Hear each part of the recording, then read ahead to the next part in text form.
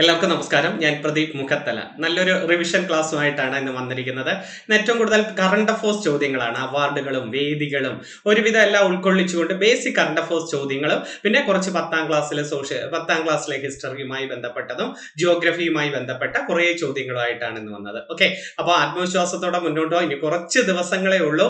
Maximum ഒരുവിധം ഞാൻ അന്ന് തൊട്ടേ നിങ്ങൾക്ക് കുറേ എല്ലാ ആഴ്ചയിലും കമ്പനി ബോർഡ് എന്നും പറഞ്ഞ് വിളിച്ച നാൾ മുതൽ നിങ്ങൾക്ക് തന്നിട്ടുണ്ട്. ഏകദേശം ഒരു 80 മാർക്കിൽ ഒരു 10-45 മാർക്ക് എന്തായാലും ഉറപ്പായിട്ട് അതിൽ നിന്ന് കാണുമെന്ന് എനിക്കൊരു വിശ്വാസമുണ്ട്. കാരണം എല്ലാ ടോപ്പിക് ബേസ് വെച്ചും റിവിഷനിലും ഒക്കെ ഒത്തിരി എഴുതുന്നുണ്ട്. ഇനി നിങ്ങൾ പഠിക്കുക, മാക്സിമം ടോപ്പിക് അനുസരിച്ച് പഠിക്കുക. ഇനി ഞാൻ സമയം ഒട്ടും കളയുന്നില്ല. അപ്പൊ ആത്മവിശ്വാസത്തോടെ മുന്നോട്ട് പോവുക. ടെൻഷൻ ഒന്നും അടിക്കരുത്. പലരും ടെൻഷൻ അടിക്കുന്നുണ്ട്. വീട്ടിലെ ബുദ്ധിമുട്ടുകൾ, പ്രശ്നങ്ങൾ, ഇതിനിടയിൽ പരീക്ഷ അടുക്കുന്ന സമയത്ത് ഓരോരോ പ്രശ്നങ്ങൾ വന്നു ചേരുന്നു. അപ്പോഴൊക്കെ ചിന്തിക്കുക, എനിക്ക് മാത്രമേ ഈ പ്രശ്നങ്ങളുള്ളൂ എന്ന് അങ്ങനെയൊക്കെ ചിന്തിക്കുക. അപ്പൊ ഓർക്കുക, എല്ലാവർക്കും പ്രശ്നങ്ങൾ ഉള്ളതാണ്. പക്ഷെ ആ പ്രശ്നങ്ങളെല്ലാം കടത്തി വെട്ടുന്നവനാണ് പരീക്ഷയിൽ വിജയം നേടിയിട്ടുള്ളത്. പരീക്ഷയിൽ മാത്രമല്ല, ജീവിത വിജയം നേടിയിട്ടുണ്ട്. ഒരു പരീക്ഷ കൊണ്ട് ഒന്നും ആവത്തില്ല എന്ന് നിങ്ങൾക്ക് തന്നെ അറിയാം. പക്ഷെ നിങ്ങൾ പ്രതീക്ഷയോടുകൂടി പഠിക്കുന്ന ഒരു പരീക്ഷ ഇത്. അതിന് ഇനി പരീക്ഷയുടെ സമയത്ത് കിടന്ന് ടെൻഷൻ അടിക്കാതെ മാക്സിമം കവർ ചെയ്യുക. ആത്മവിശ്വാസത്തോടെ പോവുക. ടെൻഷൻ അടിക്കാതെ ധൈര്യമായിട്ട് മുന്നോട്ട് പോവുക. കിട്ടുന്നെങ്കിൽ കിട്ടട്ടെ. പഠിച്ചിട്ടുണ്ട്, നിങ്ങൾ ഒരുവിധം ടോപ്പിക്കൊക്കെ പഠിച്ചിട്ടുണ്ടെങ്കിൽ തീർച്ചയായിട്ടും അത് വരും. അല്ലാതെ മറന്നു പോകുന്നു സാറേ, നേരത്തെയൊക്കെ പഠിച്ചതൊന്നും ഒരു ഓർമ്മയെ നിൽക്കുന്നില്ല എന്നൊക്കെ പറയാം. അങ്ങനെയൊന്നുമില്ല. 4 ഓപ്ഷൻ ഉണ്ട്. അതിൽ തീർച്ചയായിട്ടും ഓർമ്മയും വരും. കാരണം നമ്മൾ തലേന്ന് പഠിക്കുന്നതോ അതിന്റെ തലേന്ന് പഠിക്കുന്നതോ ആണോ പരീക്ഷയ്ക്ക് വരുന്നത്? നമ്മൾ എന്തൊക്കെയോ പഠിച്ചു കഴിഞ്ഞ കാര്യങ്ങളാണ് ഇപ്പം വരുന്ന പരീക്ഷയ്ക്ക് വരുന്നത്. ആ ഓർമ്മയിലൂടെ അങ്ങ് കിട്ടും. ചിലപ്പോ ഒരു വർഷമോ ചിലപ്പോ ഒരു ഡിജിറ്റോ പറയുമ്പോഴൊക്കെ ചിലപ്പോൾ മറന്നു പോവുമായിരിക്കും. അത് പോട്ടെ, ബാക്കിയൊക്കെ വരും. നിങ്ങൾ പഠിച്ചുകൊണ്ടേ ഇരിക്കുക, റിവിഷൻ നടത്തിക്കൊണ്ടേ ഇരിക്കുക. അപ്പൊ എല്ലാവരോടും സന്തോഷത്തോടെ കുറേ പേര് പ്രതീക്ഷയോടുകൂടി ഒരു പരീക്ഷ എഴുതാൻ പോവുകയാണ്. അവരോടൊക്കെ എല്ലാവിധ ആശംസകളും നേർന്നുകൊണ്ട് ഇന്നത്തെ റിവിഷൻ, ആദ്യം കറണ്ട് അഫേഴ്സ് തീർന്നിട്ട് റിവിഷൻ നോക്കാം. മലയാള സാഹിത്യ അവാർഡുകൾ, സാഹിത്യ പുരസ്കാരങ്ങൾ നമുക്ക് നോക്കാം. സാഹിത്യ അവാർഡുകളിൽ ഒരുവിധം എല്ലാം എഴുതിയിട്ടുണ്ട്. ഒരു ചോദ്യം ഉറപ്പായിരിക്കും. സാഹിത്യ അവാർഡുകൾ പൊതുവെ ചോദിച്ചിട്ടുണ്ട്. 2025 മലയാള സാഹിത്യത്തിലെ ഏറ്റവും ഉയർന്ന പുരസ്കാരം ഏതെന്ന് ചോദിച്ചാൽ നിങ്ങൾക്കറിയാം, എഴുത്തച്ഛൻ പുരസ്കാരമാണ് ഏറ്റവും ഉയർന്ന സാഹിത്യ പുരസ്കാരം, അല്ലെ? 2025 എഴുത്തച്ഛൻ പുരസ്കാരം കിട്ടിയത് KG ശങ്കരപ്പിള്ളയ്ക്കാണ്. KG ശങ്കരപ്പിള്ളയ്ക്കാണ് എഴുത്തച്ഛൻ അവാർഡ്. 2024 NS മാധവനും 2023 SK വസന്തനുമാണ്. അപ്പൊ 2025 KG Sankara Pillai, 2024 NS Madhavan, 2023 SK Vasanthan. Ezhuthachan പുരസ്കാരം ആദ്യമായി ലഭിച്ചത് ആർക്കെന്ന് ചോദിച്ചാൽ ശൂരനാട് കുഞ്ഞൻ പിള്ളയ്ക്കാണ്. അവാർഡ് തുക 5 ലക്ഷം രൂപയാണ്. സംസ്ഥാന സർക്കാരിന്റെ ഏറ്റവും ഉയർന്ന സാഹിത്യ പുരസ്കാരം ഏത് എന്ന് ചോദിച്ചാലും നമ്മൾ പറയേണ്ടത് ഏതാ? എഴുത്തച്ഛൻ പുരസ്കാരമാണ്. സംസ്ഥാന സർക്കാരിന്റെ ഏറ്റവും ഉയർന്ന സാഹിത്യ പുരസ്കാരം എഴുത്തച്ഛൻ പുരസ്കാരം. 5 ലക്ഷം രൂപയാണ് എഴുത്തച്ഛൻ പുരസ്കാരം. അപ്പൊ ആദ്യ ജേതാവാരുടെ ശൂരനാട് കുഞ്ഞൻ പിള്ളയാണ്. 25 ലഭിച്ചതാർക്ക? KG ശങ്കരപ്പിള്ളയ്ക്കാണ്, അല്ലെ? ജ്ഞാനപീഠ പുരസ്കാര തുക എത്ര? ജ്ഞാനപീഠ പുരസ്കാര തുക 11 ലക്ഷമാണ്. ജ്ഞാനപീഠ പുരസ്കാര തുക, അല്ലെ? സരസ്വതി സമ്മാനമാണ് 15 ലക്ഷം രൂപ. അപ്പൊ ജ്ഞാനപീഠ പുരസ്കാര തുക 11 ലക്ഷം, സരസ്വതി സമ്മാനം 15 ലക്ഷം. ജ്ഞാനപീഠ മലയാളികളുടെ വർഷങ്ങൾ ഒന്ന് ഇട്ട് കൊടുത്തേ. 1965, 80, 84, 95, 2007, 2019. 65 G ശങ്കരക്കുറുപ്പിനും, 80 SK പൊറ്റക്കാടിനും, 84 തകഴിക്കും, 95 MT Vasudevan നായർക്കും, 2007 ONV കുറുപ്പിനും, 2019 Akkitham Achuthan നമ്പൂതിരിക്കും എന്ത് കിട്ടി?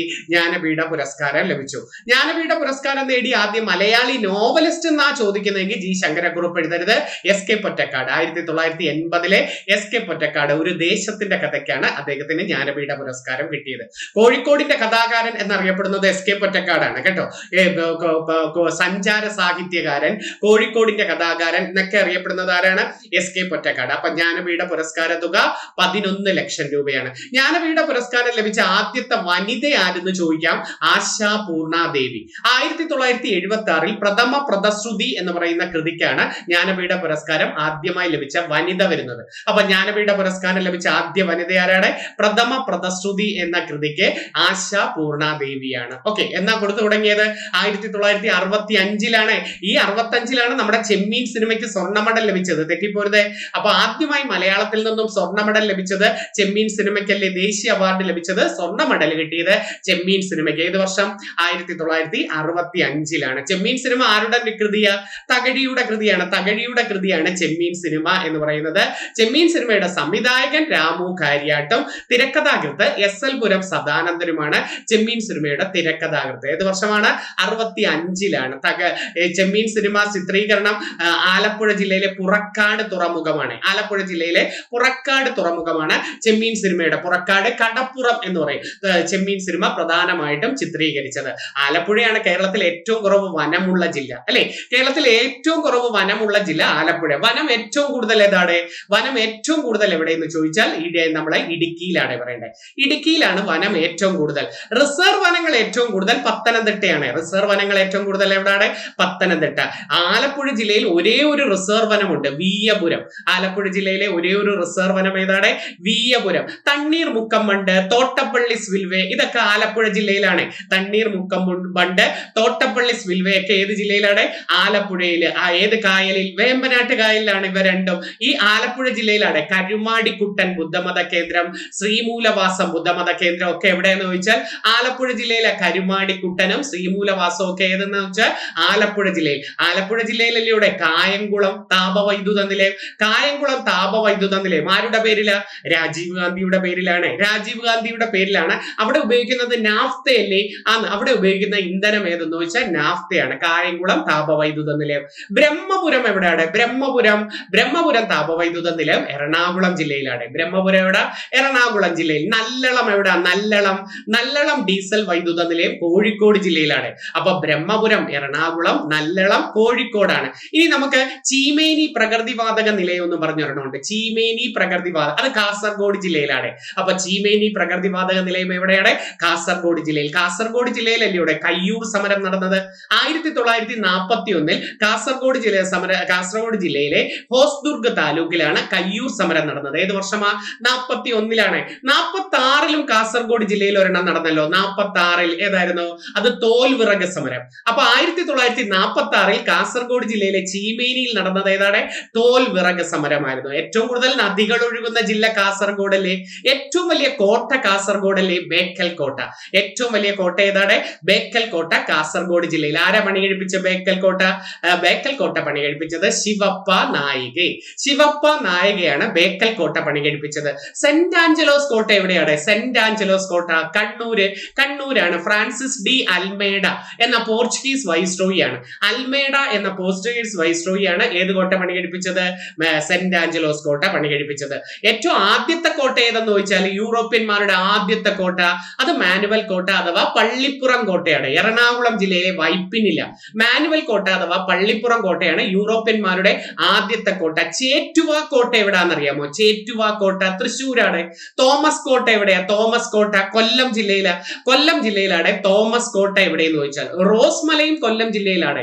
റോസ്മല സ്ഥിതി ചെയ്യുന്നത് എവിടെയെന്ന് ചോദിച്ചാൽ കൊല്ലം ജില്ലയിൽ. കേരളത്തിലെ ഏറ്റവും വലിയ ജലസേചന പദ്ധതിയും ഏറ്റവും വലിയ രണ്ടാമത്തെ ജലസേചന പദ്ധതിയും കൊല്ലം ജില്ലയിലാണ്. കേരളത്തിലെ ഏറ്റവും വലിയ ജലസേചന പദ്ധതി ഏതാ? കല്ലട ജലസേചന പദ്ധതി. കേരളത്തിലെ ഏറ്റവും വലിയ ജലസേചന പദ്ധതി ഏതാണ്? കല്ലട ജലസേചന പദ്ധതി കൊല്ലം ജില്ലയിലാണ്. കേരളത്തിലെ ഏറ്റവും വലിയ രണ്ടാമത്തെ ജലസേചന പദ്ധതിയും കൊല്ലം ജില്ലയിലെ തെന്മല ജലസേചന പദ്ധതി. രണ്ടും കല്ലടയാറിൽ തന്നെ കേട്ടോ. തെന്മല ജലവൈദ്യുത പദ്ധതിയൊക്കെ ഏത് നദിയിലാ? കല്ലടയാറെന്നാ പറയേണ്ടത്. അപ്പൊ ഏറ്റവും വലുതും രണ്ടാം സ്ഥാനവും കല്ലടയും തെന്മലയും. ഏറ്റവും ആദ്യത്തെ ജലസേചന പദ്ധതി എന്ന് ചോദിച്ചാൽ തൃശ്ശൂരിലെ പീച്ചി ജലസേചന പദ്ധതിയാണ്. കേരളത്തിലെ ആദ്യത്തെ ജലസേചന പദ്ധതി തൃശ്ശൂരിലെ പീച്ചി ജലസേചന പദ്ധതി മണലിപ്പുഴയിലാണ്. തൃശ്ശൂർ എവിടെയാണ്? മണലിപ്പുഴ. നമ്മൾ പീച്ചി പഠിച്ചിട്ടുണ്ട്. ഫോറസ്റ്റ് റിസർച്ച് ഇൻസ്റ്റിറ്റ്യൂട്ട് എവിടെ? കേരളത്തിൽ ഫോറസ്റ്റ് റിസർച്ച് ഇൻസ്റ്റിറ്റ്യൂട്ട് എവിടെയെന്ന് ചോദിച്ചാൽ പീച്ചിയാണ്. ഫോറസ്റ്റ് ഡെവലപ്മെന്റ് കോർപ്പറേഷൻ എവിടെ? കേരളത്തില് അത് കോട്ടയത്താണ്. ഫോറസ്റ്റ് ഡെവലപ്മെന്റ് കോർപ്പറേഷൻ എവിടെ? കോട്ടയം. ഫോറസ്റ്റ് അക്കാദമി എവിടെ?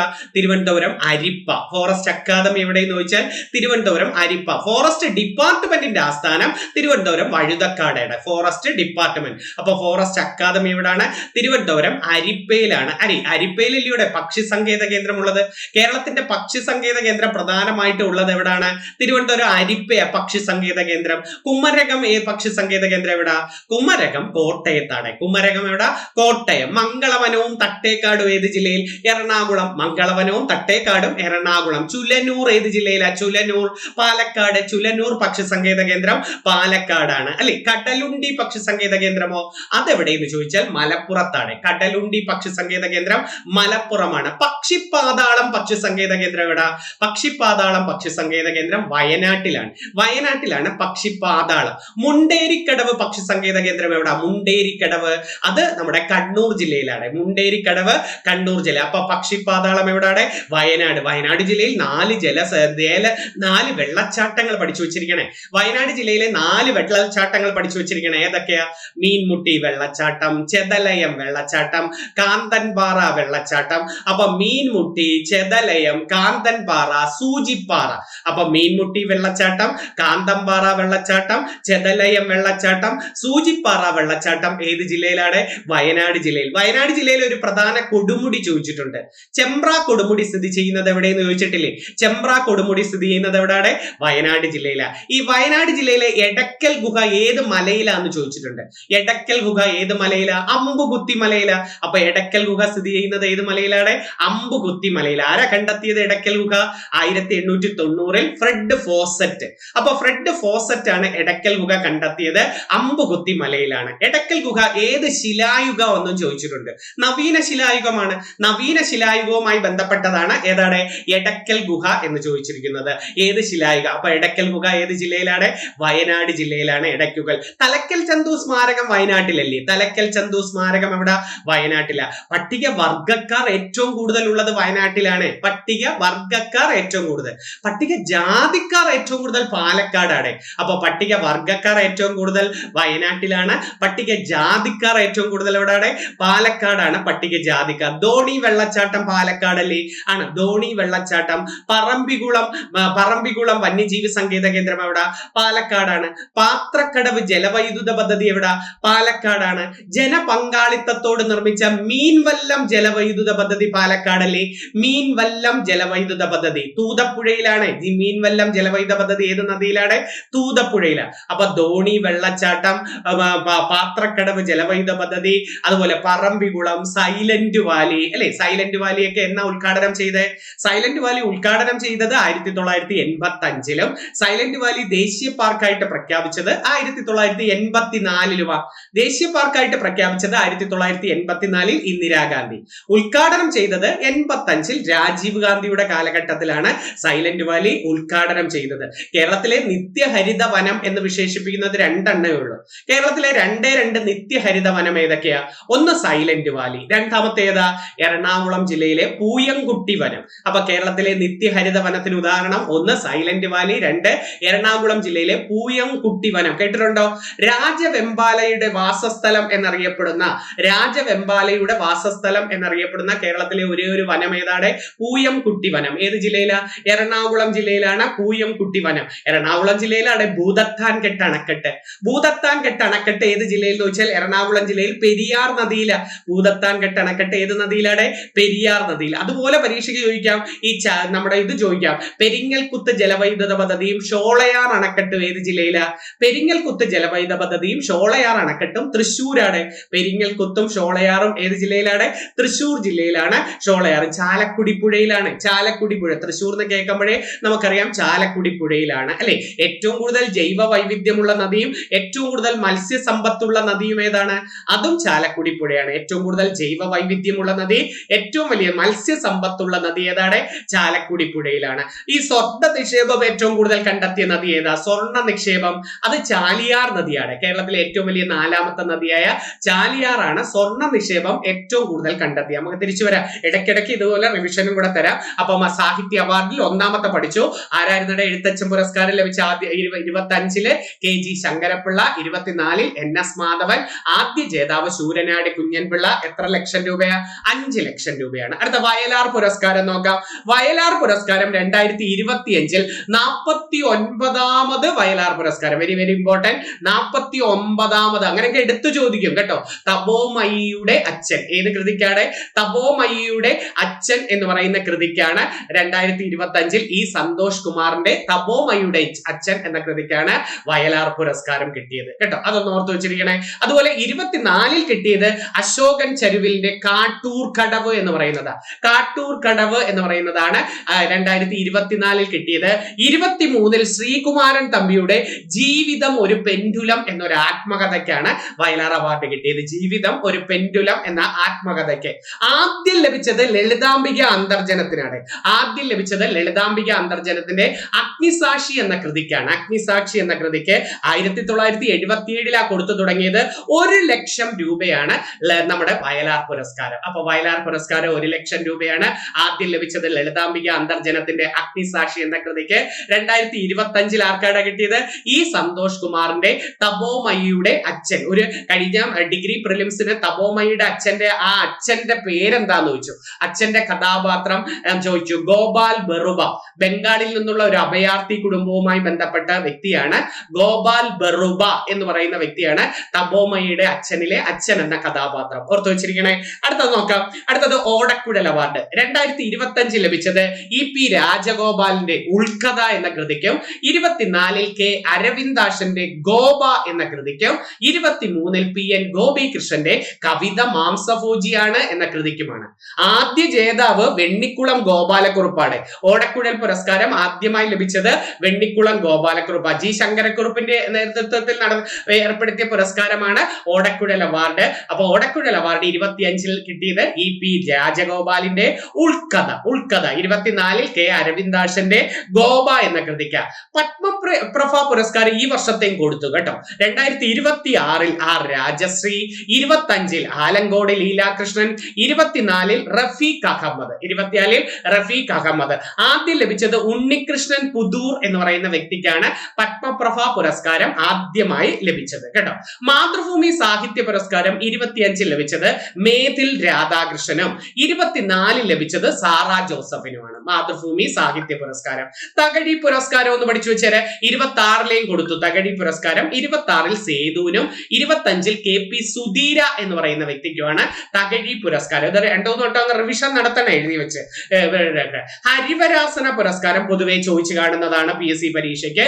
2026 തിരുവിഴ ജയശങ്കർ. ഹരിവരാസന പുരസ്കാരം ലഭിച്ചത് 2026 തിരുവിഴ ജയശങ്കറിനും 25 കൈതപ്രം ദാമോദരൻ നമ്പൂതിരിക്കുമാണ് കിട്ടിയത്. അപ്പൊ 2026 തിരുവിഴ ജയശങ്കറിനും 25 വെരി വെരി ഇമ്പോർട്ടന്റ് പഠിച്ചു വെച്ചിരിക്കുക. ഹരിവരാസന പുരസ്കാരം ചോദിക്കാൻ പറ്റിയ ഒരു ക്വസ്റ്റ്യൻ ആണ്. 26 തിരുവിഴ ജയശങ്കർ, 25 കൈതപ്രം ദാമോദരൻ. ONV പുരസ്കാരം 2025 പ്രഭാവർമ്മ അല്ലെ. 26 എനിക്ക് കൊണ്ട് കൊടുത്തെന്ന് തോന്നുന്നു മുകുന്ദനും. 25 പ്രഭാവർമ്മയാണ്. ജ്ഞാനപീഠ പുരസ്കാരം വെരി വെരി ഇമ്പോർട്ടന്റ് ക്വസ്റ്റ്യൻ പഠിച്ചു വെച്ചിരിക്കുക. ജ്ഞാനപീഠ പുരസ്കാരം 2025 60ാമത് തമിഴ് കവി, മറന്നുപോരുതേ, തമിഴ് കവിയായ വൈരമുത്തു 60ാമത് പുരസ്കാരം വെരി വെരി ഇമ്പോർട്ടന്റ്. 24 59ാമത് ജ്ഞാനപീഠ പുരസ്കാരം വിനോദ് കുമാർ ശുക്ല, ഹിന്ദി കവിയാണ്. ഛത്തീസ്ഗഡിലെ ഹിന്ദി കവിക്കാണ് വിനോദ് കുമാർ ശുക്ലയ്ക്ക് 2024 25 തമിഴ് കവിയായ വൈരമുത്തുവിനും 60ാമത് പുരസ്കാരമാണ് ജ്ഞാനപീഠ പുരസ്കാരം ഇപ്പൊ കൊടുത്തത്. അതും പഠിച്ചു വെച്ചിരിക്കുക. ഇനി കടമനിട്ട പുരസ്കാരം നോക്കെ. 26 ഏഴാഞ്ചേരി രാമചന്ദ്രനും 25 M ലീലാവതിക്കുമാണ് കടമനിട്ട പുരസ്കാരം. ജ്ഞാനപ്പാന പുരസ്കാരവും പഠിച്ചേരെ. 26 വൈക്കം രാമചന്ദ്രനും 25 KP ശങ്കരനുമാണ് കിട്ടിയത്. ബഷീർ പുരസ്കാരം 2026 S ഹരീഷിന്റെ പട്ടുനൂൽ പുഴു എന്ന കൃതിക്കും PN ഗോപികൃഷ്ണന്റെ കവിത മാംസഭോജിയാണ് എന്ന കൃതിക്കുമാണ് ബഷീർ പുരസ്കാരം കിട്ടിയത്. ജസ്റ്റ് വായിച്ചു വിട്ടതൊക്കെ ഇത് ഉറപ്പായിട്ട് വരാൻ സാധ്യതയുണ്ട്. കേന്ദ്ര സാഹിത്യ അക്കാദമി അവാർഡ് നേടിയ മലയാളികൾ ഉറപ്പായിട്ട് വരാൻ പറ്റിയത്. 2025 കേന്ദ്ര സാഹിത്യ അക്കാദമി അവാർഡ് നേടിയ മലയാളി N പ്രഭാകരനാണ്. അദ്ദേഹത്തിന്റെ മായാമനുഷ്യൻ എന്ന് പറയുന്ന കൃതിക്കാണ്. കേന്ദ്ര സാഹിത്യ അക്കാദമി അവാർഡ് കിട്ടിയത്. ബാലസാഹിത്യത്തിനുള്ള അവാർഡ് നേടിയ മലയാളി ശ്രീജിത്ത് മുത്തേടത്തിന്റെ പെൻകിനുകളുടെ വൻകര എന്ന് പറയുന്ന കൃതിക്കാണ്. അപ്പം ബാലസാഹിത്യത്തിന് ആർക്കാണ് കിട്ടിയത്? ശ്രീജിത്ത് മുത്തേടത്തിന്റെ പെൻകിനുകളുടെ വൻകരയ്ക്ക്. അതുപോലെ ഈ യുവ സാഹിത്യ പുരസ്കാരം കേന്ദ്ര സാഹിത്യ അക്കാദമി അവാർഡ് കിട്ടിയത് അഖിൽ P ധർമ്മജന്റെ റാം കെയർ ഓഫ് ആനന്ദി. എല്ലാവരും വായിച്ചു കഴിഞ്ഞ് ഒരുവിധം എല്ലാവരും ആരെ ചോദിച്ചാലും റാം കെയർ ഓഫ് ആനന്ദി പഠിച്ചിട്ടുണ്ട് അല്ലെ. റാം കെയർ ഓഫ് ആനന്ദി എന്ന് പറയുന്ന കൃതിക്കാണ് ഏത് കിട്ടിയത്? യുവ സാഹിത്യകാരൻ പുരസ്കാരം അഖിൽ P ധർമ്മജന് കേന്ദ്ര സാഹിത്യ അക്കാദമി അവാർഡ് കിട്ടി. ഓക്കെ, ഇനി കുറച്ച് ദിനങ്ങൾ പ്രമേയങ്ങൾ ചോദിക്കാം. ഉറപ്പായിട്ട് 10th ലെവൽ പരീക്ഷകൾക്ക് മുമ്പത്തെ പരീക്ഷകളിലൊക്കെ നോക്കിയപ്പോൾ ഇങ്ങനെ ഒരു പ്രമേയം കണ്ടു. ഏറ്റവും പ്രധാനപ്പെട്ടത് ഞാൻ എഴുതിയിട്ടുണ്ട്. ഈ വർഷത്തെ വോട്ടേഴ്സ് ദിനമെന്ന ജനുവരി 25. നമുക്കറിയാം സമ്മതിദായക ദിനമെന്ന് അല്ലെങ്കിൽ വോട്ടേഴ്സ് ദിനമെന്ന് എന്ന് ചോദിച്ചാൽ ജനുവരി 25. എന്റെ ഇന്ത്യ എന്റെ വോട്ട് എന്നതായിരുന്നു. എന്റെ ഇന്ത്യ എന്റെ വോട്ട് എന്നതാണ് ഈ വർഷത്തെ വോട്ടേഴ്സ് ദിനത്തിന്റെ പ്രമേയം. 2026 റിപ്പബ്ലിക് ദിനത്തിന്റെ പ്രമേയം വന്ദേ മാതരത്തിന്റെ 150 വർഷങ്ങൾ. വന്ദേ മാതരത്തിന്റെ 150 വർഷങ്ങൾ. ഫെബ്രുവരി 2 ഏത് ദിനം? ലോക തണ്ണീർത്തട ദിനം. Very very important. ലോക തണ്ണീർത്തട ദിനം എന്നാണ് ഫെബ്രുവരി 2. തണ്ണീർത്തടങ്ങളും പരമ്പരാഗത അറിവും സാംസ്കാരിക പൈതൃക ആഘോഷിക്കൽ എന്നതാണ് ഈ വർഷത്തെ തണ്ണീർത്തട ദിന പ്രമേയം. തണ്ണീർത്തടങ്ങളും പരമ്പരാഗത അറിവും സാംസ്കാരിക പൈതൃകം ആഘോഷിക്കൽ എന്നതാണ്. ഇനി ഫെബ്രുവരി 4 അല്ലേ ക്യാൻസർ ദിനം എന്ന് പറയുന്നത്? അതുല്യമായ ഐക്യം. ക്യാൻസർ ദിനം എന്നാണ് ഫെബ്രുവരി 4 ക്യാൻസർ ദിനം. അതിന്റെ പ്രമേയം എന്താ പ്രാവശ്യത്തെ? അതുല്യമായ ഐക്യം എന്ന് പറയുന്നതാണ്. മാർച്ച് 8 വനിതാ ദിനം എന്ന് പറയുന്നത് അവകാശങ്ങൾ, നീതി എല്ലാ സ്ത്രീകൾക്കും പെൺകുട്ടികൾക്കും വേണ്ടിയുള്ള നടപടി. അവകാശങ്ങളും നീതി എല്ലാ സ്ത്രീകൾക്കും വേണ്ടിയുള്ള നടപടി. അടുത്തത് മാർച്ച് 21 വനദിനം. വനങ്ങളും സമ്പത്തോസയും. ഈ പ്രാവശ്യത്തെ വനദിനത്തിന്റെ പ്രമേയം വനങ്ങളും സമ്പത്തോസയും. മാർച്ച് 22 ജലദിനം. വെള്ളവും ലിംഗഭേദവും. അപ്പൊ ഈ പ്രാവശ്യത്തെ ജലദിനത്തിന്റെ പ്രമേയം എന്താണ്? വെള്ളവും ലിംഗഭേദവും. വനദിനത്തിന്റെ പ്രമേയം എന്താ? വനങ്ങളും സമ്പദ്വ്യവസ്ഥയും. ഇനി ഏപ്രിൽ 7 ലോകാരോഗ്യ ദിനം. ഏപ്രിൽ 7 ലോകാരോഗ്യ ദിനം. സാർവത്രിക ആരോഗ്യ പരിരക്ഷയ്ക്കുള്ള ആഗോള പരിവർത്തനം. സാർവത്രിക ആരോഗ്യ പരിരക്ഷയ്ക്കുള്ള ആഗോള പരിവർത്തനം. ഏപ്രിൽ 22 ഭൗമദിനം. നമ്മുടെ ശക്തി നമ്മുടെ ഗ്രഹം. Very very important. നമ്മുടെ ശക്തി നമ്മുടെ ഗ്രഹം. ജൂൺ 5 ഇതായിരിക്കും വരാൻ സാധ്യത. ഇത് ഉറപ്പായിട്ട് പഠിച്ചു വെച്ചിരിക്കുക. ഈ വർഷത്തെ ജൂൺ 5 ലോക പരിസ്ഥിതി ദിന പ്രമേയം ആവാസ വ്യവസ്ഥ പുനഃസ്ഥാപിക്കൽ. ആവാസ വ്യവസ്ഥ പുനഃസ്ഥാപിക്കൽ എന്നതാണ്. ഓക്കെ, ഇനി സെൻസസ് ഇപ്പൊ നടന്നുകൊണ്ടിരിക്കുകയല്ലേ, അതുകൊണ്ട് ചിലപ്പം ചോദിച്ചാലോ ഒന്ന് പഠിച്ചു വെച്ചിരിക്കുക. ഇന്ത്യയുടെ 16ാമത്തെ സെൻസസ് ആണ് ഇപ്പൊ നടക്കുന്നത്. ഇന്ത്യയുടെ 16ാമത്തെ സെൻസസും സ്വതന്ത്ര ഇന്ത്യയിലെ 8ാമത്തെ സെൻസസും. ഇന്ത്യയുടെ 16ാമത്തെ സെൻസസും സ്വതന്ത്ര ഇന്ത്യയിലെ 8ാമത്തെ സെൻസസും ഇന്ത്യയുടെ ആദ്യത്തെ ഡിജിറ്റൽ സെൻസസും. ഈ മൂന്നും പഠിച്ചു വെച്ചിരിക്കണേ. 16ാമത്തെ സെൻസസ്, 8ാമത്തെ സ്വതന്ത്ര ഇന്ത്യയിലെ സെൻസസ്, ആദ്യത്തെ ഡിജിറ്റൽ സെൻസസ്. ഈ സെൻസസിന്റെ ഭാഗ്യ ചിഹ്നങ്ങൾ 2 ഉണ്ട്. പ്രകൃതി, വികാസ് എന്നതാണ്. പ്രകൃതി എന്ന് പറയുന്നത് സ്ത്രീ എന്യൂമറേറ്ററിനും വികാസ് എന്ന് പറയുന്നത് പുരുഷ എന്യൂമറേറ്ററിനുമാണ്. ഇതിന്റെ ബ്രാൻഡ് അംബാസിഡർ, ഇപ്പോഴത്തെ സെൻസസിന്റെ ബ്രാൻഡ് അംബാസിഡർ സുദർശൻ പട്നായിക് ആണ്. ഒരു ഡാൻസ് ആർട്ടിസ്റ്റ് ആയ സുദർശൻ പട്നായിക് ആണ് ബ്രാൻഡ് അംബാസിഡർ. 10 വർഷത്തിൽ ഒരിക്കലാണ് നടക്കുന്നത്. അവസാനമായി സെൻസസ് എടുത്തത് 2011 കഴിഞ്ഞ പ്രാവശ്യം 2021 നടക്കേണ്ടത് കോവിഡ് കാരണം നടത്തിയില്ലായിരുന്നു അല്ലെ. ഇന്ത്യയിൽ ആദ്യമായി സെൻസസ് എടുത്തത് 1872 മേയോ പ്രഭു എന്ന വൈസ്രോയും. ഇന്ത്യയിലെ ആദ്യത്തെ ഔദ്യോഗിക സെൻസസ് എടുത്തത് 1881 റിപ്പൺ പ്രഭു ആണ്. ഇന്ത്യയിലെ ആദ്യത്തെ ഔദ്യോഗിക സെൻസസ് എടുത്തത്. ഇന്ത്യയിൽ ആദ്യമായി സെൻസസ് എടുത്ത നാട്ടുരാജ്യം 1836 തിരുവിതാംകൂറിൽ സ്വാതി തിരുനാളാണ്. ആദ്യമായി 1836 ഔദ്യോഗിക സെൻസസ് എടുത്തോണ്ട്. സെൻസസിന്റെ ഭരണഘടനയുടെ ഏത് ലിസ്റ്റിലാന്ന് ചോദിക്കും. സെൻസസ് ഭരണഘടനയുടെ യൂണിയൻ ലിസ്റ്റിലാണ്. സെൻസസ് ഭരണഘടനയുടെ യൂണിയൻ ലിസ്റ്റിലാണ്. സെൻസസിന്റെ മറ്റൊരു പേര് ക്യാനേഷുമാരി. സെൻസസ് ദിനം ഫെബ്രുവരി 9. ലോക ജനസംഖ്യാ ദിനം ജൂലൈ 11. ഇത് 2 പഠിച്ചിട്ടേ കയറാവേ. സെൻസസ് ദിനം ഫെബ്രുവരി 9, ലോക ജനസംഖ്യാ ദിനം എന്നാണ്. ജൂലൈ 11 ലോക ജനസംഖ്യാ ദിനം എന്ന് പറയുന്നത്. ഇനി കേരള നിയമസഭ ഒറ്റ നോട്ടത്തിൽ എല്ലാം ഒന്നും എഴുതിയിട്ടില്ല. ഏറ്റവും കൂടുതൽ ചോദിക്കാൻ പറ്റിയ ക്വസ്റ്റ്യൻ നോക്കാം. 16ാം നിയമസഭയാണ് ഇപ്പൊ നടന്നത്. UDFന് 102 സീറ്റും LDFന് 35 സീറ്റും NDAക്ക് 3 സീറ്റുമാണ് നേടിയത്. ഏറ്റവും കൂടിയ ഭൂരിപക്ഷം PK കുഞ്ഞാലിക്കുട്ടിക്ക് മലപ്പുറം മണ്ഡലത്തിൽ നിന്ന് മത്സരിച്ചു. 85,327 വോട്ടിന്റെ ഭൂരിപക്ഷം അല്ലെ. ഏറ്റവും കൂടിയ ഭൂരിപക്ഷം ആർക്കാണ്? PK കുഞ്ഞാലിക്കുട്ടി, മലപ്പുറം മണ്ഡലമാണ്. 85,327 വോട്ടിന്റെ ഭൂരിപക്ഷം. ഏറ്റവും കുറഞ്ഞ ഭൂരിപക്ഷം സി രവീന്ദ്രനാഥ് മണലൂർ മണ്ഡലത്തിൽ നിന്ന് മത്സരിച്ചു. 126 വോട്ടിന്റെ ഭൂരിപക്ഷമായിരുന്നു. 126 വോട്ടിന്റെ ഭൂരിപക്ഷമായിരുന്നു. ഏറ്റവും പ്രായം കൂടിയ അംഗം പിണറായി വിജയൻ ധർമ്മടത്ത് നിന്ന് ജയിച്ചത്. ഏറ്റവും പ്രായം കുറഞ്ഞ അംഗം AD തോമസ് ആലപ്പുഴ മണ്ഡലത്തിൽ നിന്ന് മത്സരിച്ചത്. അപ്പൊ കൂടിയ പ്രായമുള്ളത് പിണറായി വിജയനും കുറഞ്ഞ പ്രായം AD തോമസ്. വനിതാ MLA മാർ മൊത്തം 11 പേരായിരുന്നു. 2 വനിതാ മന്ത്രിമാർ ബിന്ദു കൃഷ്ണ, KA തുളസി എന്ന് പറയുന്നത്.